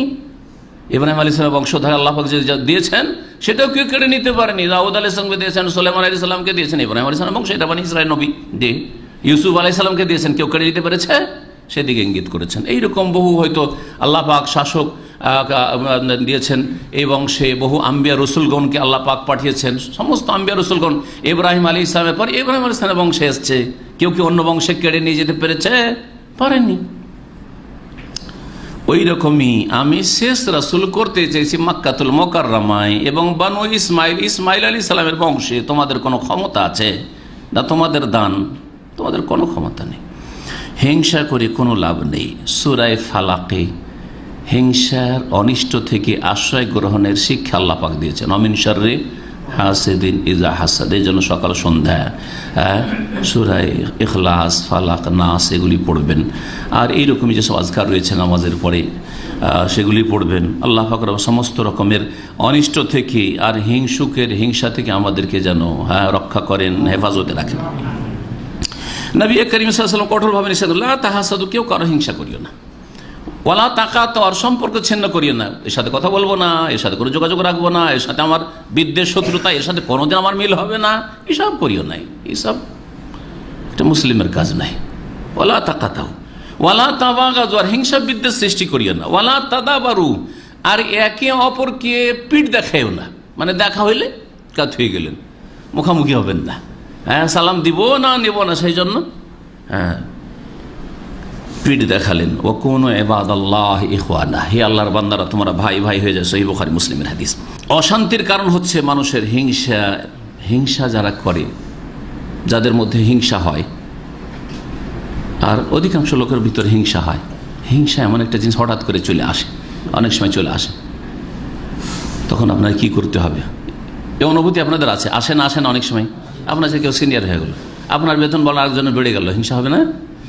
হ্যাঁ, একই সাথে এসেছিলেন, ওর প্রমোশন হয়ে গেল, আপনার হলো না। হিংসা প্রাকৃতিক বিষয়, অনেক সময় চলে আসে।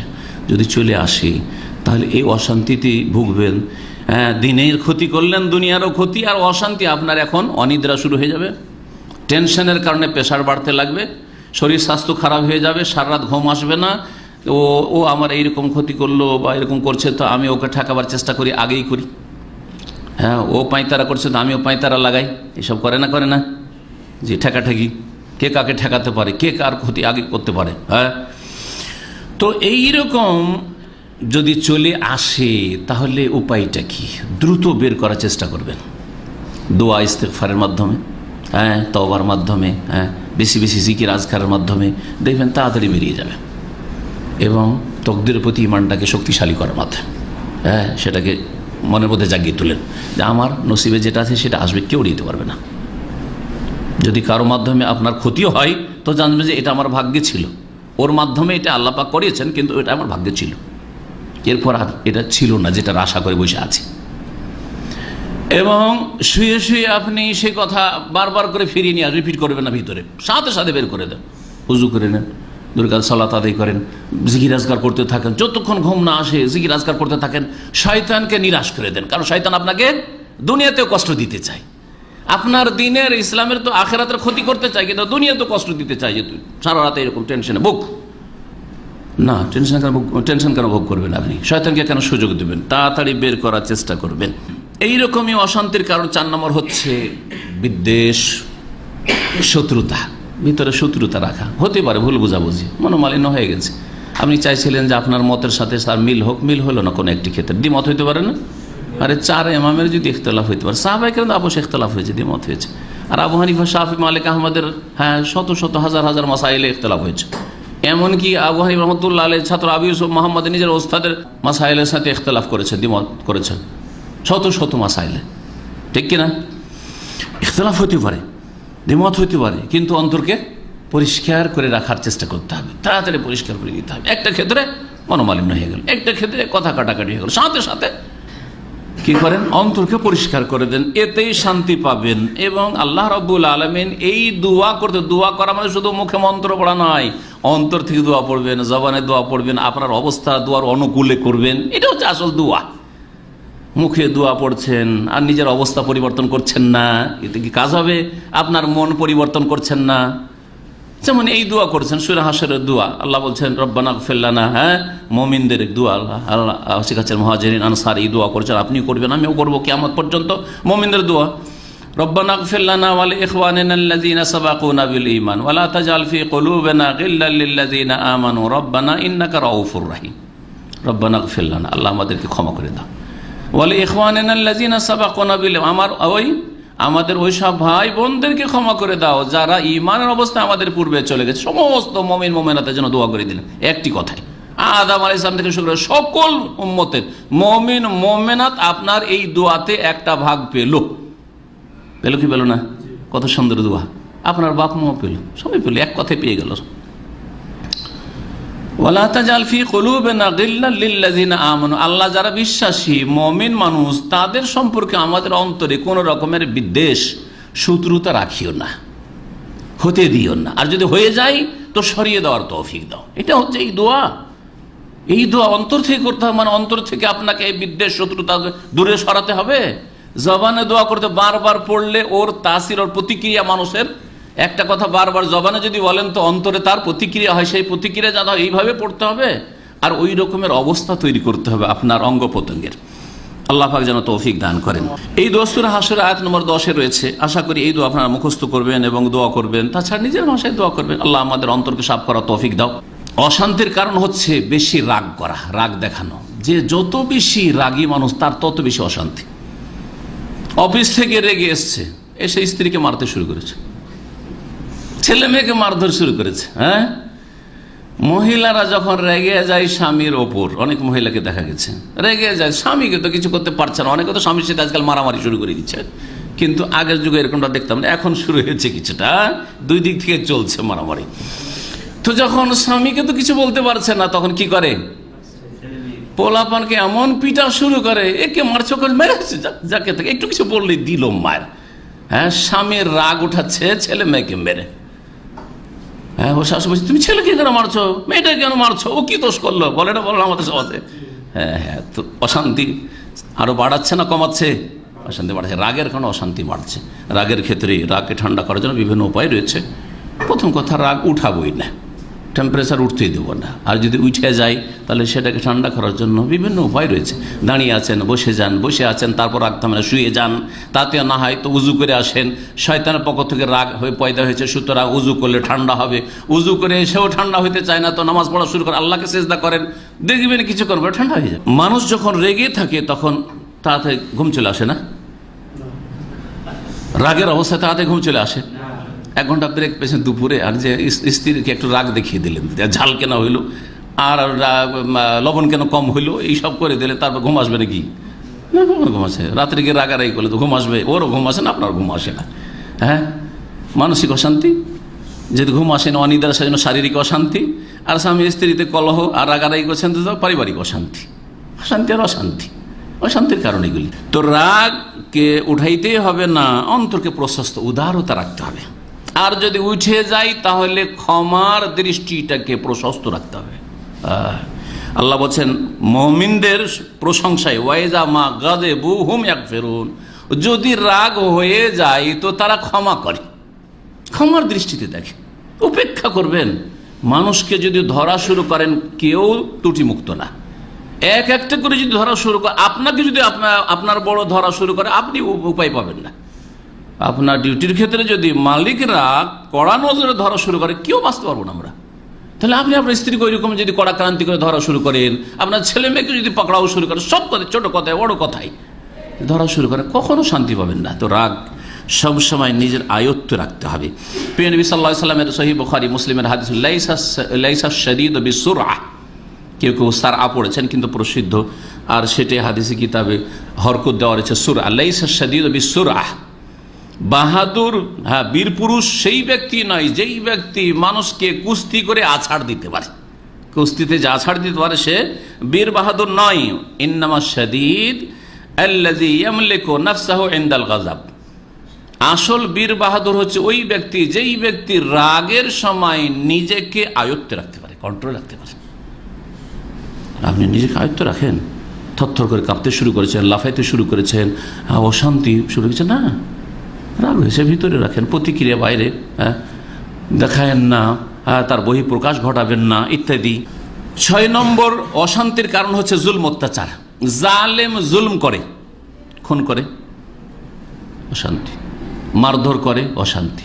জালেম শাসক নির্দোষীকে জেলে ঢুকায়, শান্তি পায় না, কেউ শান্তি পায় না। কোনো রকমের পৃথিবীর যে কোনো জুলম, ব্যক্তি পর্যায়ের জুলম, জালেম কোনোদিন শান্তি পায় না, কখনো শান্তি পায় না। আখিরাত তো রাখেন, আর জুলম জুলমাতুন ইয়াউমাল কিয়ামাহ, সহিহ বুখারী হাদিস রয়েছে। পীর মুহাম্মদ রাসূলুল্লাহ বলছেন যে জুলম, অত্যাচার আখিরাতে অন্ধকারের কারণ হবে। তার আখিরাত অন্ধকার, বিচার দিবস অন্ধকার, তার জান্নাতের রাস্তা অন্ধকার, তখন জাহান্নামে যেতে হবে নিশ্চিত। জালেমকে জাহান্নামে যেতে হবে। ওমালিল যালিমিনা মিন আনসার, জালেমের কোনো সাহায্যকারী নাই। জি, ওয়াজ্জালিমিনা লাহুম আযাবুন আলীম, আল্লাহ বলছেন জালেমদের জন্য মর্মান্তিক শাস্তি রয়েছে। আল্লাহ পাক বলছেন সূরা ইব্রাহিম আরো একটি আয়াতে বলছেন, ওয়ালা তাহসাবান্নাল্লাহা গাফিলান আম্মা ইয়ামালুজ জালিম, হে জালেম, হে শক্তিশালী, হে ক্ষমতাবান, তুমি আল্লাহকে অনবহিত মনে করিও না। আল্লাহ যে জানছেন না, খবর রাখছেন না, এটা মনে করিও না। আম্মা ইয়ামালুজ জালিমুন, জালেমরা যা করছে ওই সম্পর্কে আল্লাহ কি খোঁজ খবর রাখেন না? আল্লাহ কি দেখেন না? আল্লাহ কি শোনেন না? এটা মনে করিও না। ইন্নামা ইউআখিরুহুম লিয়াউমিন তাশখাসু ফীহিল আবসার, আল্লাহ তাদেরকে ছাড় দিচ্ছেন এমন একটা দিনের জন্য যেই দিন মানুষ বিব্রত অবস্থায় থাকবে। খুব বেশি যদি আল্লাহ ছাড় দেন তো মওত পর্যন্ত আল্লাহ ছাড় দিয়েছেন, আর না হলে তার আগেই পার্থিব জগতে আল্লাহ পাক ধরে ফেলবেন।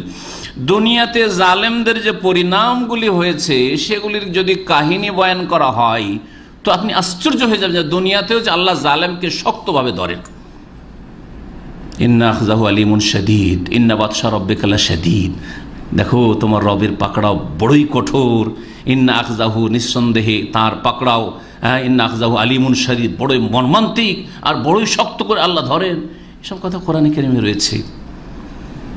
একটি ঘটনা, কোন এক দেশের একজন নির্দোষী মানুষকে, আল্লাহ ভীরু মানুষকে অন্যায়ভাবে জেলে ঢুকিয়েছে আর তারপরে তদন্তে তার উপর নির্যাতন চালিয়েছে। সেই সময় সে আল্লাহর নেক বান্দা, সত্য ঘটনা বলছি, নেক বান্দা, শুধু দেশের নাম বলছি না, সেই নেক বান্দা বলছে যে আল্লাহ, এই জালেমের মুখ যেন আর না দেখতে হয়, জালেমের মুখ যেন আর না দেখতে হয়। তারপরেই ছুটির দিন এসছে। ছুটির দিনে ওই জালেম গাড়ি ড্রাইভিং করে যাচ্ছিল কোথাও, এমন অ্যাক্সিডেন্ট হয়েছে, গাড়ি শেষ, তার শরীর ছিন্ন ভিন্ন হয়ে গেছে, জি, আর ফিরে আসেনি। সেই জেলখানায়, সেই তদন্তে আর ফিরে আসতে পারেনি। জি হ্যাঁ, সত্য ঘটনা বলছি। এইরকম আরেকজন জালেমের কথা লিখেছেন একজন বড় আলেম, সেটা নকল করি আপনাদের সামনে, কারণ তাতে জালেমদের শিক্ষা রয়েছে।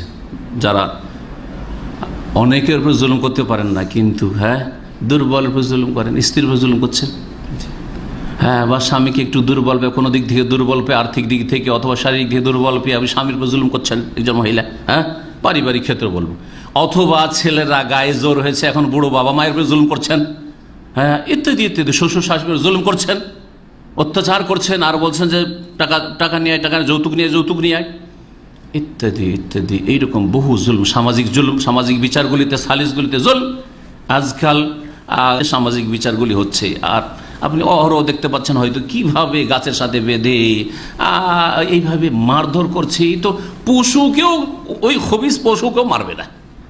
আরে গরু ছাগল শুকুরকে জীবনে মারতে এরকম দেখেননি, কুকুরকেও মারতে দেখেননি, কিন্তু মানুষকে মারছে মানুষ, জালেম। তাদের জন্য বলছি, বিশেষ করে যে কোনো রকমের জুলম আপনার মধ্যে রয়েছে, যাতে করে আল্লাহর ভয় আপনার মধ্যে তৈরি হয়। কারণ দুনিয়ার সুখ তো চাইছেন, অন্তত দুনিয়াতে তো নিজেকে আপনি সেফ, সুরক্ষিত করতে চাইবেন। বলছে এক জালেম শাসক, সে আসামি ধরে নিয়ে আসতো নির্দোষী মানুষ, ধার্মিক লোকদেরকে, আর তাদেরকে বলতো যে আইনা ইলাহুকুম, কোথায় তোমাদের রব, কোথায় আল্লাহ, আল্লাহকে ডেকে নিয়ে এসো, কোথায় আল্লাহ, নিয়ে আসো তোমার আল্লাহকে, তোমার আল্লাহকে লোহা দিয়ে পিটাবো, আউযু বিল্লাহ। জি, এইরকম বেয়াদবি নাস্তিকরা করে আজকাল, মুসলিম সমাজের মুনাফিকরা, হ্যাঁ, আর কাফেররা তো করতেই পারে। তারপরে কি হলো, বলছে যে তার গাড়ি গিয়ে এমনভাবে একটি বড় ট্রেলার সাথে ধাক্কা খেলো যে তার শরীরে লোহা ঢুকেছে, শিক বা লোহা এমন ভাবে ঢুকেছে, বলছে ফাদাখালাল হাদিদ ফি জিসমিহি, তার দেহে এমন ভাবে লোহা বা শিক ঢুকেছে, মাথার দিক থেকে ঢুকে পেট দিয়ে বেরিয়ে গেছে। বের করার অনেক চেষ্টা করলো, কিন্তু তাকে কাটা ছেঁড়া, ছিন্ন ভিন্ন করা ছাড়া বের করতে পারে না। অবস্থা কেটে ছিঁড়েই সে লোহা তার শরীর থেকে বের করতে হলো। এইভাবে আল্লাহ রব্বুল আলামিনকে চ্যালেঞ্জ করেছিল মজলুম বান্দা, আল্লাহর নেক বান্দা মুমিনদেরকে চ্যালেঞ্জ করে, কোথায় তোর আল্লাহ আছে, নিয়ে আয়, তাকে লোহা দিয়ে পিটাবো। আল্লাহ রাব্বুল লোহা দিয়ে পিটিয়ে দিয়েছেন তাকে। সুতরাং জালেমরা যেন সতর্ক হয় আর আল্লাহকে যেন গাফেল না মনে করে। আল্লাহ রাব্বুল আলামিন ছাড় দেন, ছেড়ে দেন না, এই কথাটি আমি অনেক সময় বলে থাকি। আল্লাহ কি করেন? ছাড় দেন, ছেড়ে দেন না। আল্লাহ আরবিতে দুটো শব্দ রয়েছে এরকমই, আল্লাহ এমহাল করেন, এহমাল করেন। আমহিল হুম রওয়াইদা সূরায়ে তারিকে রয়েছে, কিছু কালের জন্য তাদেরকে কি করো, ছাড় দাও। আল্লাহ বলছেন ছেড়ে দেওয়ার কথা বলেনি, আল্লাহর কাছে ছেড়ে দেওয়ার কথা নেই, জালেমকে ছাড় দেওয়ার কথা আছে। ফেরাউনকে দীর্ঘদিন আল্লাহ ছাড় দিয়েছেন, এইরকমই বহু ফেরাউনকে আল্লাহ দীর্ঘদিন ছাড় দিচ্ছেন। ওই রকমই আপনি পারিবারিক জীবনে পরিবার উপর জুলুম অত্যাচার করতে আল্লাহ আপনাকে ছাড় দিচ্ছেন, ছেড়ে দেন না। জি, আল্লাহ রাব্বুল আলামিন যেন আমাদের সংশোধনে তৌফিক দান করেন। সময় বেশি হয়ে যাচ্ছে। 7 নম্বর অশান্তির কারণ হচ্ছে আল্লাহ ছাড়া অন্যকে ভয় করা। এক আল্লাহকে শুধু ভয় করেন, আর আল্লাহর ভয়ে ভালো কাজ করেন, আল্লাহর ভয়ে মন্দ কথা কাজ থেকে নিজেকে বাঁচিয়ে রাখেন, শান্তি আর শান্তি, এটা হচ্ছে শান্তির জীবন। কিন্তু আল্লাহ ছাড়া অন্যকে যখন ভয় করা শুরু করবেন তো অশান্তি শুরু। জিনকে ভয় লাগে, জাদুটোনা ভয় লাগে, গণককে ভয় লাগে, বানমারাকে ভয় লাগে, আর কবিরাজকে ভয় লাগে। স্বামী বলছে বিয়ে করে নিও, বসে ভয় লাগছে, তখন আশ্রয় নিলেন কার কাছে? স্বামীর এটাকে অনিষ্ট মনে করলেন, বিয়ে করে নিবে অনিষ্ট মনে করে গিয়ে কবিরাজনির কাছে বা কবিরাজের কাছে আশ্রয় দিল। মাকে বলে, মা বলছে যে অসুবিধা নেই, আমি দুয়া তাবিজের ব্যবস্থা করছি। দিল গাছগাছলা কিছু খাইয়ে, হ্যাঁ, স্বামীকে দিল, স্বামীকে পাগল করে, হ্যাঁ, বা স্বামীর জীবনকে বেকার করে দিল। অথবা যারা জাদুকর, এইরকম কবিরাজ যারা, তারা একবার যদি পেয়ে যায় কোনো কাস্টমার, ওকে সারা জীবন পেরেশান করে। একটা সমাধান যদি করে দেয় তো 10টা আপনার পয়দা করে দেবো অশান্তি, যাতে করে বারবার করে ফিরে আসে আর পকেট থেকে টাকা ঝেড়ে নেওয়ার একটা সুযোগ সুবিধা, বেটার চান্স হয়। আর বিশ্বাস যদি না করেন, আমার সাথে এক মহিলা কথা বলছে, সারা বিশ্বে ঘুরে বছরে 4বার 5বার করে মক্কায় আসে। অনেকদিন আগের কথা বলছি। একবার কোন এক বিদেশ থেকে, দূর থেকে টেলিফোন করছে যে আমি মক্কা আসছি অমুক সময়, আর আমার অশান্তির শেষ না, আর ভেঙে পড়ছে, সে ভেঙে পড়ছে। তার যে কি অথচ টাকা পয়সার দিক দিয়ে কত তার সুখ আর শান্তি, যে বছরে 5বার 7বার 10বার যখন ইচ্ছা তখন মক্কা মদিনা আসে। কিন্তু বলছে যে সে স্বীকার করছে যে আমি আমার ক্ষতি নিজের ক্ষতি নিজেই করেছি, নিজের ক্ষতি আমি নিজে করেছি। আমি সংক্ষিপ্ত আলাপ বললাম যে কি ক্ষতি করেছেন। বললেন যে আমি যে কোনো কারণে আমার শাশুড়ির অথবা মনে নেই ঠিকভাবে, অথবা তার স্বামীর অনিষ্ট থেকে বাঁচার জন্য জুলম অত্যাচার বা সে বিয়ে করতে চায় বা এই ধরনের কিছু আমি করেছিলাম, কি কবিরাজকে দিয়ে বা কবিরাজকে দিয়ে তাবিজ করিয়েছিলাম, হ্যাঁ, বা গাছ খাইয়েছিলাম। তারপর থেকে আর সেই কবিরাজ আমার পিছা ছাড়েনি। জিন শয়তান এমন লাগিয়ে দিয়েছে, সারা জিন্দিগি আমার পেরেশান রেখেছে, আমাকে পেরেশান রেখেছে। বলছে যে মাথা থেকে পা পর্যন্ত সবসময় আগুনের মতো আমার জ্বলছে, আগুনের মতো জ্বলছে। এখন কাউকে যদি বলি, বলছে যে তোমাকে কেউ জাদু করেছে, ওর কাছেই তোমাকে যেতে হবে তোমার জাদু উঠানোর জন্য। এইসব করে থাকে কবিরাজনীরা, ভালো করে শুনে রাখেন। সাহেরা যারা, হ্যাঁ, জাদু করে থাকে, বান মেরে থাকে, তারা আপনার একটি গরজ পুরা করে খুব কিছু হইলেন যে আমার, হ্যাঁ, স্ত্রী এখন অনুগত হয়ে গেছে, আমার বলছে মহিলা, বলছে আমার স্বামী এখন আর বিয়ের কথা বলে আমার জন্য পাগল, হ্যাঁ, খুব মনটা খুশি। কিন্তু কত যে আপনার মধ্যে রোগ সৃষ্টি করে দিয়েছে, যে কত রকমের যে হামলা শয়তানকে দিয়ে করার জন্য শয়তান নিযুক্ত, জিন শয়তান নিযুক্ত করে দিয়েছে আল্লাহ পাকই জানেন, এবং যারা ভুক্তভোগী তারা জানেন। আল্লাহ পাক এই জন্য বলেছেন যে ওয়ালা আখাফু মা তুশরিকুনা বিহি। ইব্রাহিম আলাইহিস সালাম নিজের জাতিকে বলেছিলেন যে দেখো, তোমরা যেসব দেবদেবীকে আল্লাহর শরীক করে এগুলিকে আমি ভয় করি না। এক আল্লাহকে ভয় করেন, সুখে থাকবেন। ইব্রাহিম আলাইহিস সালাম একাই এক উম্মত ছিলেন, একাই তিনি যদি এক উম্মত হইতে পারেন, তা আপনাকে তো বলা হয়েছে, হ্যাঁ, কুল বাল মিল্লাতা ইব্রাহিম হানিফা, ইব্রাহিম আলাইহিস সালামের আদর্শের অনুসরণ করা। হ্যাঁ, শুধু 2-1টি ইবাদতে কুরবানি করে আর হজ করাই না, জীবনের প্রতিটি ক্ষেত্রে, তাওহীদ প্রতিষ্ঠার ক্ষেত্রে, সত্য গ্রহণের ক্ষেত্রে, আর বাতিলের বিরুদ্ধাচরণের ক্ষেত্রে, জি হ্যাঁ, বাতিল থেকে সম্পর্ক ছেদের ক্ষেত্রে, জি হ্যাঁ, জীবনের প্রতিটি ক্ষেত্রে ইব্রাহিম আলাইহিস সালামের অনুসারী হইতে হবে। এইরকমই সূরা বাকারা আয়াত নম্বর 114-তে আল্লাহ পাক রব্বুল আলামিন ইরশাদ করেছেন, যারা আল্লাহর দিনে বাধা দেয়, মসজিদে যেতে বাধা দেয়, ওর চাইতে বড় জালেম কি আছে। এটা হচ্ছে ওই আয়াতের বিষয়বস্তু। আমান আযলামু মিম্মান মানা মাসাজিদাল্লাহি আন ইউযকারা ফিহা ইসমুহু ওয়া সাআ ফি খারাবিহা। যারা মসজিদে যেতে অথবা মসজিদে নির্মাণে, হ্যাঁ, মসজিদ আবাদ করতে বাধা দেয়, নামাজে বাধা সৃষ্টি করে, যেভাবে হোক না কেন, ওয়া সাআ ফি খারাবিহা, মসজিদকে বিরান করার চেষ্টা করে, মসজিদের ক্ষয়ক্ষতি করার চেষ্টা করে, মসজিদ ধ্বংস করার চেষ্টা করে, মসজিদে কোরআনে কারীম আছে সেগুলি অবমাননার চেষ্টা করে, মসজিদের অবমাননার তৌহিনের চেষ্টা করে।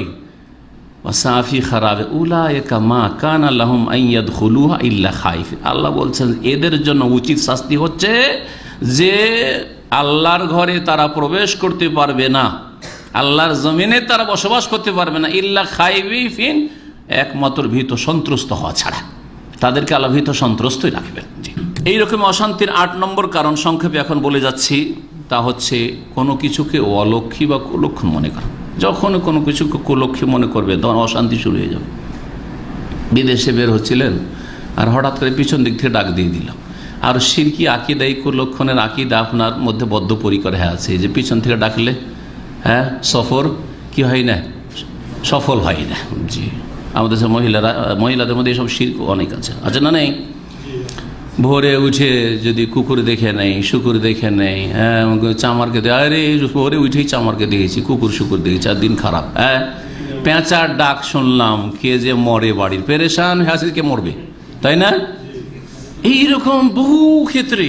হ্যাঁ রাতে দান খেরাত করবেন না, রাতে ধার দেবেন না, চাউল চাইতে আসছে, খেতে পায় না গরিব, আর সন্ধ্যা হয়েছে, বেলা ডুবে গেছে, বলছে না মরে গেলেও দিব না, ভোরে আসিও, ভোরে আসিও, না খেয়ে মরছে। আর এ মুশরিকা, ও দিবে না, শিরকি আকীদা, কুলক্ষণ আকীদা। কারণ রাত্রে যদি দান খেরাত করি বা ধার দিই তো সব রুজি বেরিয়ে চলে যাবে বাড়ি থেকে। আউযু বিল্লাহ, এইরকম কুলক্ষণ আর অলক্ষী কত যে মুসলিম সমাজে আছে। মানুষের যখন কুলক্ষণ চলে আসে, তখন কুলক্ষণ আকীদা থাকে, তখন একটা কিছু যখন মনের উল্টা দেখে, এতে আমার শুভ হবে না, এটা আমার ভালো হবে না, এটা ভালো লক্ষণ না, এটা খারাপ লক্ষণ, ইত্যাদি ইত্যাদি। বিয়ে করতে যাচ্ছে, আল্লাহ না করে অ্যাক্সিডেন্ট হয়ে গেল, ওই তখন এমন পালপিটেশন রয়েছে, যারা বিয়ের রাস্তাতে এইরকম অ্যাক্সিডেন্ট হয়ে গেল, আমার জীবনটাই অশান্তির, সারা জীবন টেনশনে আছে, সুখ পেলেও সুখ নেই তার মধ্যে। হবে না, হবে না? জি। 9 নম্বর অশান্তির কারণ হচ্ছে আল্লাহ সম্পর্কে খারাপ ধারণা, নেগেটিভ ধারণা। আমার মতো লোক এত গুনাহগার, আল্লাহ কি মাফ করবেন? সবসময় নেগেটিভ চিন্তা। হ্যাঁ আমার মতো পাপি তাপি, আল্লাহ কি আমার দোয়া শুনবেন? হ্যাঁ আমার মতো অশিক্ষিত লোক, আল্লাহ কি আমার জীবনে সুখ দিবেন? হ্যাঁ আমার স্ত্রী এইরকম, আল্লাহকে জীবনে সুখ দিবে? যে কোনো ক্ষেত্রে শুধু নেগেটিভ চিন্তা। ভালো, আল্লাহ আশা করি ভালো করবেন, যা হয়েছে আল্লাহ ভালো করবেন। অসুস্থ, এতদিন ধরে অসুস্থ, আর কি জীবনে ভালো হব? হ্যাঁ দুর্ঘটনা ঘটেছে, আর কি বিছানা থেকে উঠবো? সবসময় নেগেটিভ নেগেটিভ নেগেটিভ। যারা আল্লাহ সম্পর্কে কুধারণা রাখে তারা অশান্তিতে থাকে, এটা একটা। মানুষ সম্পর্কে কুধারণা, যাকেই দেখছেন শুধু নেগেটিভ চিন্তা। আপনার সাথে একজন সঙ্গীকে কাজ করে, সব সময় তাকে নেগেটিভ ভাবছেন যে এ আমার ক্ষতি করবে, হয়তো এ আমার হিংসা করে, হ্যাঁ এ আমাকে চাইরা হয়তো, হ্যাঁ এ আমাকে অ্যাভয়েড করে। এইরকম যখন করবেন, সন্দেহ করবেন, তখন অশান্তি শুরু হবে। জি। পাশের প্রতিবেশী রাত 12টা 1টার সময় বাইরে বেরিয়ে আছে, যদি নেগেটিভ চিন্তা করেন, মনে হয় চুরি ডাকাতির জন্য ঢুকেছে, অসৎ নিয়ত নিয়ে বেরিয়েছে বাড়ি থেকে। হ্যাঁ আপনার দরজার সামনে একটা লোক দাঁড়িয়ে দেখেছেন, যদি নেগেটিভ চিন্তা করেন যে খারাপ লোকই হবে, হয়তো বাসায় ঢুকতো, ঠিক আছে? অশান্তি শুরু হবে কি হবে না? ডিউটিতে গেলে অশান্তি, যে দেখলাম এরকম রাত্রে, দিনে রেখে আসছি শুধু স্ত্রীকে, পেরেশানি শেষ নেই না। এই জন্য আল্লাহ রাব্বুল আলামিন সূরা হুজরাতে বলেছেন, ইজতানিবু কাসীরা মিনাজ জান, হে মুমিনরা তোমরা বহু কুধারণা থেকে, সন্দেহ করা থেকে বেঁচে থাকো। ইন্না বাযা জান্নে ইসমুন, কারণ কিছু কিছু ধারণা আছে সেটা গুনার কাজ, গুনার কাজ। আপনি এমনিতে সন্দেহ করছেন, আসলে সে আপনার সাথী সঙ্গী, আপনার কলিগ, আপনার অকল্যাণ চাই না, অমঙ্গল চাই না। আপনি দেখছেন, বিশেষ করে এরকমটা হয় যখনই দেখছেন যে আপনার ম্যানেজারের সাথে আপনার কলিগ কথা বলছে, ও আমার সম্পর্কে মনে কিছু কমপ্লেন করছে, কারণ চোরের মন পুলিশ পুলিশ, আপনার মধ্যে কিছু দোষ, আজকে একটু লেট করে আসছেন, মনে হয় এইটাই বলছে। আপনি বাইরে যাচ্ছেন ডিউটির সময়, আর তারপরে দেখছেন যে ও একটু মতির অফিসে গেল, হ্যাঁ ম্যানেজার অফিসে গেল, এই যে আমার সম্পর্কে মনে কিছু লাগাচ্ছে বাড়িয়ে তেল মশলা দিয়ে। না, নেগেটিভ চিন্তা কখনো করবেন না। নিজে ভালো মানুষ হওয়ার চেষ্টা করেন। হ্যাঁ আপন ভালো তো জগৎ ভালো, নিজে ভালো হওয়ার চেষ্টা করেন। আর তারপরে আল্লাহ যদি কারো ক্ষতি না চান আর আপনি সৎ পথে চলেন, কোনো শক্তি ক্ষতি করতে পারবে না, এই ইয়াকিন রাখতে হবে। আল্লাহ যেন আমাদের সৎ পথে চলার তৌফিক দান করেন। 10 নম্বর অশান্তির কারণ হচ্ছে অহংকার। অহংকারী মনে করে আমি অনেক বড়, কিন্তু সে হাড়ে হাড়ে টের পায় যে লোকে আমাকে ভালোবাসে না, যার ফলে একটা অশান্তি থাকে, যা আমাকে লোকে ঘৃণা করে, দেখতে পারেন না। জি, অহংকার যে যত বেশি করে সে তত বেশি অশান্তিতে থাকে। এইরকমই 11 নম্বর অশান্তির কারণ হচ্ছে আল্লাহ ছাড়া অন্যের সাথে অন্তরের সম্পৃক্ততা। মনটা যেন আল্লাহর সাথে সবসময় লেগে থাকে। একজন মুমিন মুসলিম আপনি, কিন্তু মোদিরকে যদি খুশি করি তার একটা সুদৃষ্টি থাকবে, আমার ফোরম্যানটাকে যদি ঠিক রাখি তো তার একটা সুনজর থাকবে, হ্যাঁ আর আমার গ্রামের এই ধনী লোক আছে তাকে যদি ঠিক রাখি তো কখনো ধার খরচের প্রয়োজন হলে অসুবিধা হবে না।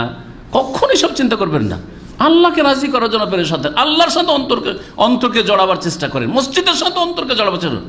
ওয়ারাজুলুন কালবুহু মুআল্লাকুন বিল মসজিদে 7 প্রকারের লোককে আল্লাহ পাক তার স্পেশাল ছায়া দেবেন বিচার দিবসে। তার একরকম হচ্ছে মন সবসময় ঝুলে থাকে, সম্পৃক্ত থাকে কার সাথে? বিল মসজিদে। মুআল্লাকুন বিল মসজিদে বলা হয়েছে। মুআল্লাক এই নয় দুনিয়ার সাথে, পয়সার সাথে, নেতৃত্বের সাথে, খ্যাতির সাথে, না, বিল মসজিদে। কারণ মসজিদের সাথে সম্পর্কের সাথে সাথে আল্লাহর সাথে সম্পর্ক মজবুত হবে। জি, আল্লাহর সাথে সম্পর্ক অন্তরের মজবুত করুন।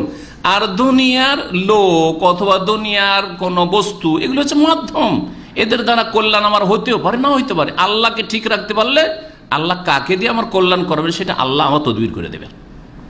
খুব সহজভাবে বোঝার চেষ্টা করে, আল্লাহ পাক যেন তৌফিক দান করেন। সুতরাং নিজের অন্তরের সম্পর্ক যেন সবসময় কার সাথে থাকে? আল্লাহর সাথে। যারা প্রেম করে, প্রেমিক আর প্রেমিকা, প্রেমের জগতে যারা নেমেছে, যুবক যুবতী লাইলা মজনুর মতো, তাদের অবস্থা হয় লাইলা মজনুর অবস্থা জীবনী সম্পর্কে লিখেছে। কারণ আরব দেশের ঘটনা বলা হচ্ছে ওইটা, তাই না? এই জন্য লাইলা মজনুর কিছু ইতিহাসে আলহাসা এলাকায় পাওয়া যায়, আবার কিছু হায়েল এলাকায় পাওয়া যায়। গোটা আরবের মরুভূমি পাগলের মতো মরিয়া হয়ে মজনুর ঘুরে বেড়িয়েছে, শুধু লাইলার সন্ধানে লাইলা লাইলা করতে থেকেছে, কিন্তু শেষে ধ্বংস হয়েছে। হ্যাঁ, এই নিরাশ অবস্থায় তার আশা পূরণ হয়নি। বোঝা গেছে, আখেরা তো ধ্বংস করেছেই করেছে। তো কথা হচ্ছে যে যাদের অন্তরে কারো প্রেম ঢুকিয়া যায়, যুবকের যুবতীর অথবা যুবতীর যুবকের, তখন 24 ঘন্টা তার মগজ থেকে শুরু করে হৃদয়, হাত পা সবকিছুই শুধু ওর কথাই চিন্তা করে। কেমন করে দেখতে পাবো, কেমন করে কথা বলার সুযোগ পাবো, কেমন করে একবার দেখা সাক্ষাতের সুযোগ পাবো, কেমন করে নির্জনতা অবলম্বনের সুযোগ পাবো, কেমন করে তাকে উঠিয়ে নিতে পারবো, কেমন করে তার সাথে উঠে যেতে পারবো। এইসব চিন্তা ছাড়া আল্লাহ, পরকাল, আখিরাত, জান্নাত কোনো চিন্তা থাকে না। যার ফলে অশান্তি আর অশান্তি, অশান্তি আর অশান্তি। ইশকের ব্যাধি যেটাকে বলা হচ্ছে, প্রেমের ব্যাধি, মারাত্মক ব্যাধি, অন্তরের ব্যাধি, যাতে মানুষকে একবারে মানুষের অন্তরকে জাহান্নামে পরিণত করে দেয়। সুতরাং অন্তরকে সবসময় আল্লাহর সাথে লাগাবার চেষ্টা করবেন। যদি কারো এইরকম তৈরি হয়ে গিয়ে থাকে, আল্লাহ না করে, তাহলে আপনি তার নম্বরকে একবারে যোগাযোগের কোনো ব্যবস্থা না থাকে ডিলিট করে দেন। আর তারপরে আল্লাহ পাক রব্বুল আলমিনের ফরজ, ওয়াজিব, সুন্নত, মুস্তাহাব ইবাদত বন্দেগীতে মনোযোগী হন। কোরআন তরজমা সহ পড়েন, জিকির আজকার সবসময় করতে থাকেন। আর টেলিফোনের দিকে আপনি রিসিভ করা ছাড়া কাউকে টেলিফোন করবে এরকম চিন্তাই করবেন না, যোগাযোগ করব চিন্তাই করবেন না। কিছুদিন যদি এইরকম করে নিতে পারেন তাহলে আপনি মুক্তি পেয়ে যাবেন ইনশাআল্লাহ তাআলা। 12 নম্বর দিয়ে শেষ করব। অশান্তির কারণ হচ্ছে যত রকমের গাঁজা, আর নেশার যেগুলি বস্তু রয়েছে, বিড়ি, সিগারেট, জর্দা থেকে শুরু করে, জি হ্যাঁ, মদ, জি, যারা মদ খায়, যারা বিড়ি সিগারেট খায়, যারা জর্দা খায়, যারা গুল খৈনি ছাড়া থাকতে পারে না, যারা আপনার গাঁজা খায়, হ্যাঁ, যারা হিরোইন খায়, যারা এইরকমই বহু রকমের ট্যাবলেট আর কত কি যে রয়েছে, জীবনকে ধ্বংস করে ফেলেছে। অশান্তির জীবন। হ্যাঁ, মনে করে যে ওই একটু পেলেই শান্তি, জর্দা একটু পেলেই শান্তি, জর্দা একটু পেলেই শান্তি। এক ভাই আমার আলোচনা শোনার পরে সিগারেটের বক্তব্য ছিল, সিগারেট ছেড়েছে, নিজের বয়ান সেভ করছে যে রাত্রে গেলাম, পকেটে যা ছিল সাথে সাথে এখানে ছিঁড়ে ফেলে দিলাম একবারে। রাতে গেলাম, রাতে আর সারা রাত ঘুম আসে না, ঘুম আসে না, রাত 12টা 1টা 2টো হয়ে যায়, ঘুমই আসে না, ঘুমে আসে না। তারপরে বলছে আর থামতে পারলাম না, একটা টান দিলাম আবার, তাও কার কাছ থেকে চেয়ে, কারণ বইতে এখানে সব নষ্ট করে দিয়েছে, তার কাছ থেকে চেয়ে কোথায় পাশের কাউকে উঠিয়ে, অত রাতে উঠিয়ে জাগিয়েও খেয়েছে। তারপরে আবার 2-3 দিন অনেক চেষ্টার পরে, যেহেতু সেন্টারে সেই সময় নিয়মিত আসতো, তারপরে তার কথা বয়ান করছে, সে নিজে আমাকে এসে বয়ান করেছে যে আলহামদুলিল্লাহ ছেড়ে দিতে পেরেছি। কয়েক বছর ছেড়ে রেখেছিল, সেন্টারে যতদিন আসতো, তারপরে আল্লাহ পাকের যে কি হেকমত রয়েছে, যে কোনো কারণে সেন্টার ছেড়ে দেওয়ার পর থেকে শুনছি যে বাহরাইনও যায়, আর তারপরে সিগারেটও খায়। এখন অনেকে হয়তো রাতে 1 প্যাকেট সিগারেটও লাগে, নামাজ ঠিক আছে কিনা আল্লাহ। তো কথা হচ্ছে যে মানুষ যখন আল্লাহর সাথে সম্পর্ক ছিন্ন করে দেয় আর এইরকম নেশা যখন করতে লাগে, তখন মানুষ অশান্তির জীবন নিজেই ডেকে নিয়ে আসে। এই জন্য কোনো হারাম নেশা, আমার দেশের লোকেরা আবার চা খাওয়াকে নেশা বলে, মূর্খতার শেষ নেই। চা দিচ্ছেন কাউকে খেতে, বলছে আমার কোনো নেশা নেই হুজুর, আমি পানও খাই না, চাও খাই না, জর্দাও খাই না। আমাদের জর্দার চা সমান না, একটু রসিকতা করি, জর্দার চা সমান না।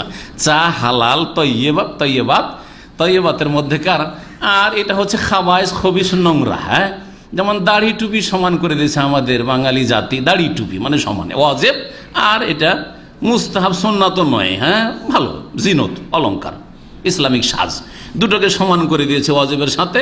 ঠিকই তেমনি যেটা আসল নিশা, হারাম নিশা খাবায়েস, আর যেটা হালাল তৈব, সবগুলি তো। ভাতও তো নিশা বাঙালির, ভাত না খেলে তো বাঁচায় মুশকিল। সৌদি আরবে সে 2-4 দিন পাকিস্তানের সাথে পড়ে যায়, আর এক লোক ওই করে পড়েছিল, ওকে কফিল এসে জিজ্ঞাসা করে, হ্যাঁ ফি আক্কেল, মা ফি আক্কেল, তুমি ফি আক্কেল খাইনি টাইনি। 8 দিন হয়ে গেছে। শেখ জায়েদ এখানে, ডক্টর জায়েদ আমাদের এখানে ছিলেন, এখনই ওই কাছে মসজিদে নামাজ পড়ে। বলছে আমার লেবার বাংলাদেশ থেকে নিয়েছে, আর তার আগে পাকিস্তানি সব ছিল, পাকিস্তানের সাথে রুটি খেয়েছে 1 সপ্তাহ ধরে। তো রুটি খাওয়াছে, ভালো করে খাওয়াবি দাওয়াবি বলে দিয়েছে পাকিস্তানিকে। যখনই জিজ্ঞেস করে বলছে খাইনি। সন্দেহ হইলো যে হইতে পারে পাকিস্তানি বদমাইশি করছে, খেতে দেয় না হয়তো বেচারাকে। তখন এক বাঙালিকে ধার করে ডেকে নিয়েছে, ওকে তর্জমা করে দেবো, খেতে দেয় না নাকি পাকিস্তানি। বলছে মাফি আক্কেল, মাথা ঝুঁকেছে মাফি। জিজ্ঞাসা করেছে বাংলাদেশে, তর্জমা করে যে তুই খাওয়ার খাবার টাবার দেয় না? বলছে খাবার দেয় না। তো কি বেঁচে আছো কিভাবে, কদিন খাবার দেয়? বলছে 8 দিন কোনো খাবার টাবার দেয় না। কি দিয়েছে? বলছে শুধু নাস্তা খাওয়াই, রুটি, শুধু নাস্তা রুটি খাওয়ায় শুধু। জি হ্যাঁ। তো কথা হচ্ছে তাহলে তো চাও যদি নেশা হয়, তো ভাতও তো নেশা, এরকমের নেশা। ভাত খায়নি সেজন্য খাবারই খাইনি সে। বিকেলে খেলো নাস্তা রুটি, হ্যাঁ, আর এসা পরে খেলো নাস্তা, আর দুপুরবেলা জোহরও যদি রুটি খায়, সুগারের লোকের রুটি খায়, শুধু নাস্তাই, সব নাস্তাই হচ্ছে সব। জি হ্যাঁ, অথচ নাস্তা মানে সকালকার খাবার।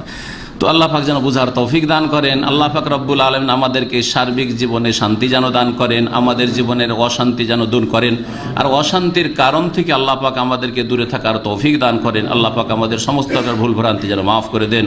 আল্লাহ পাক রব্বুল আলামিন দুনিয়ার সমস্ত শান্তি দান করেন, আখিরাতের শান্তি দান করেন, জাহান্নামের আযাব থেকে রেহাই দান করেন। রব্বানা যালামনা আনফুসানা ওয়া ইল্লাম তাগফির লানা ওয়া তারহামনা লানাকুনান্না মিনাল খাসিরিন।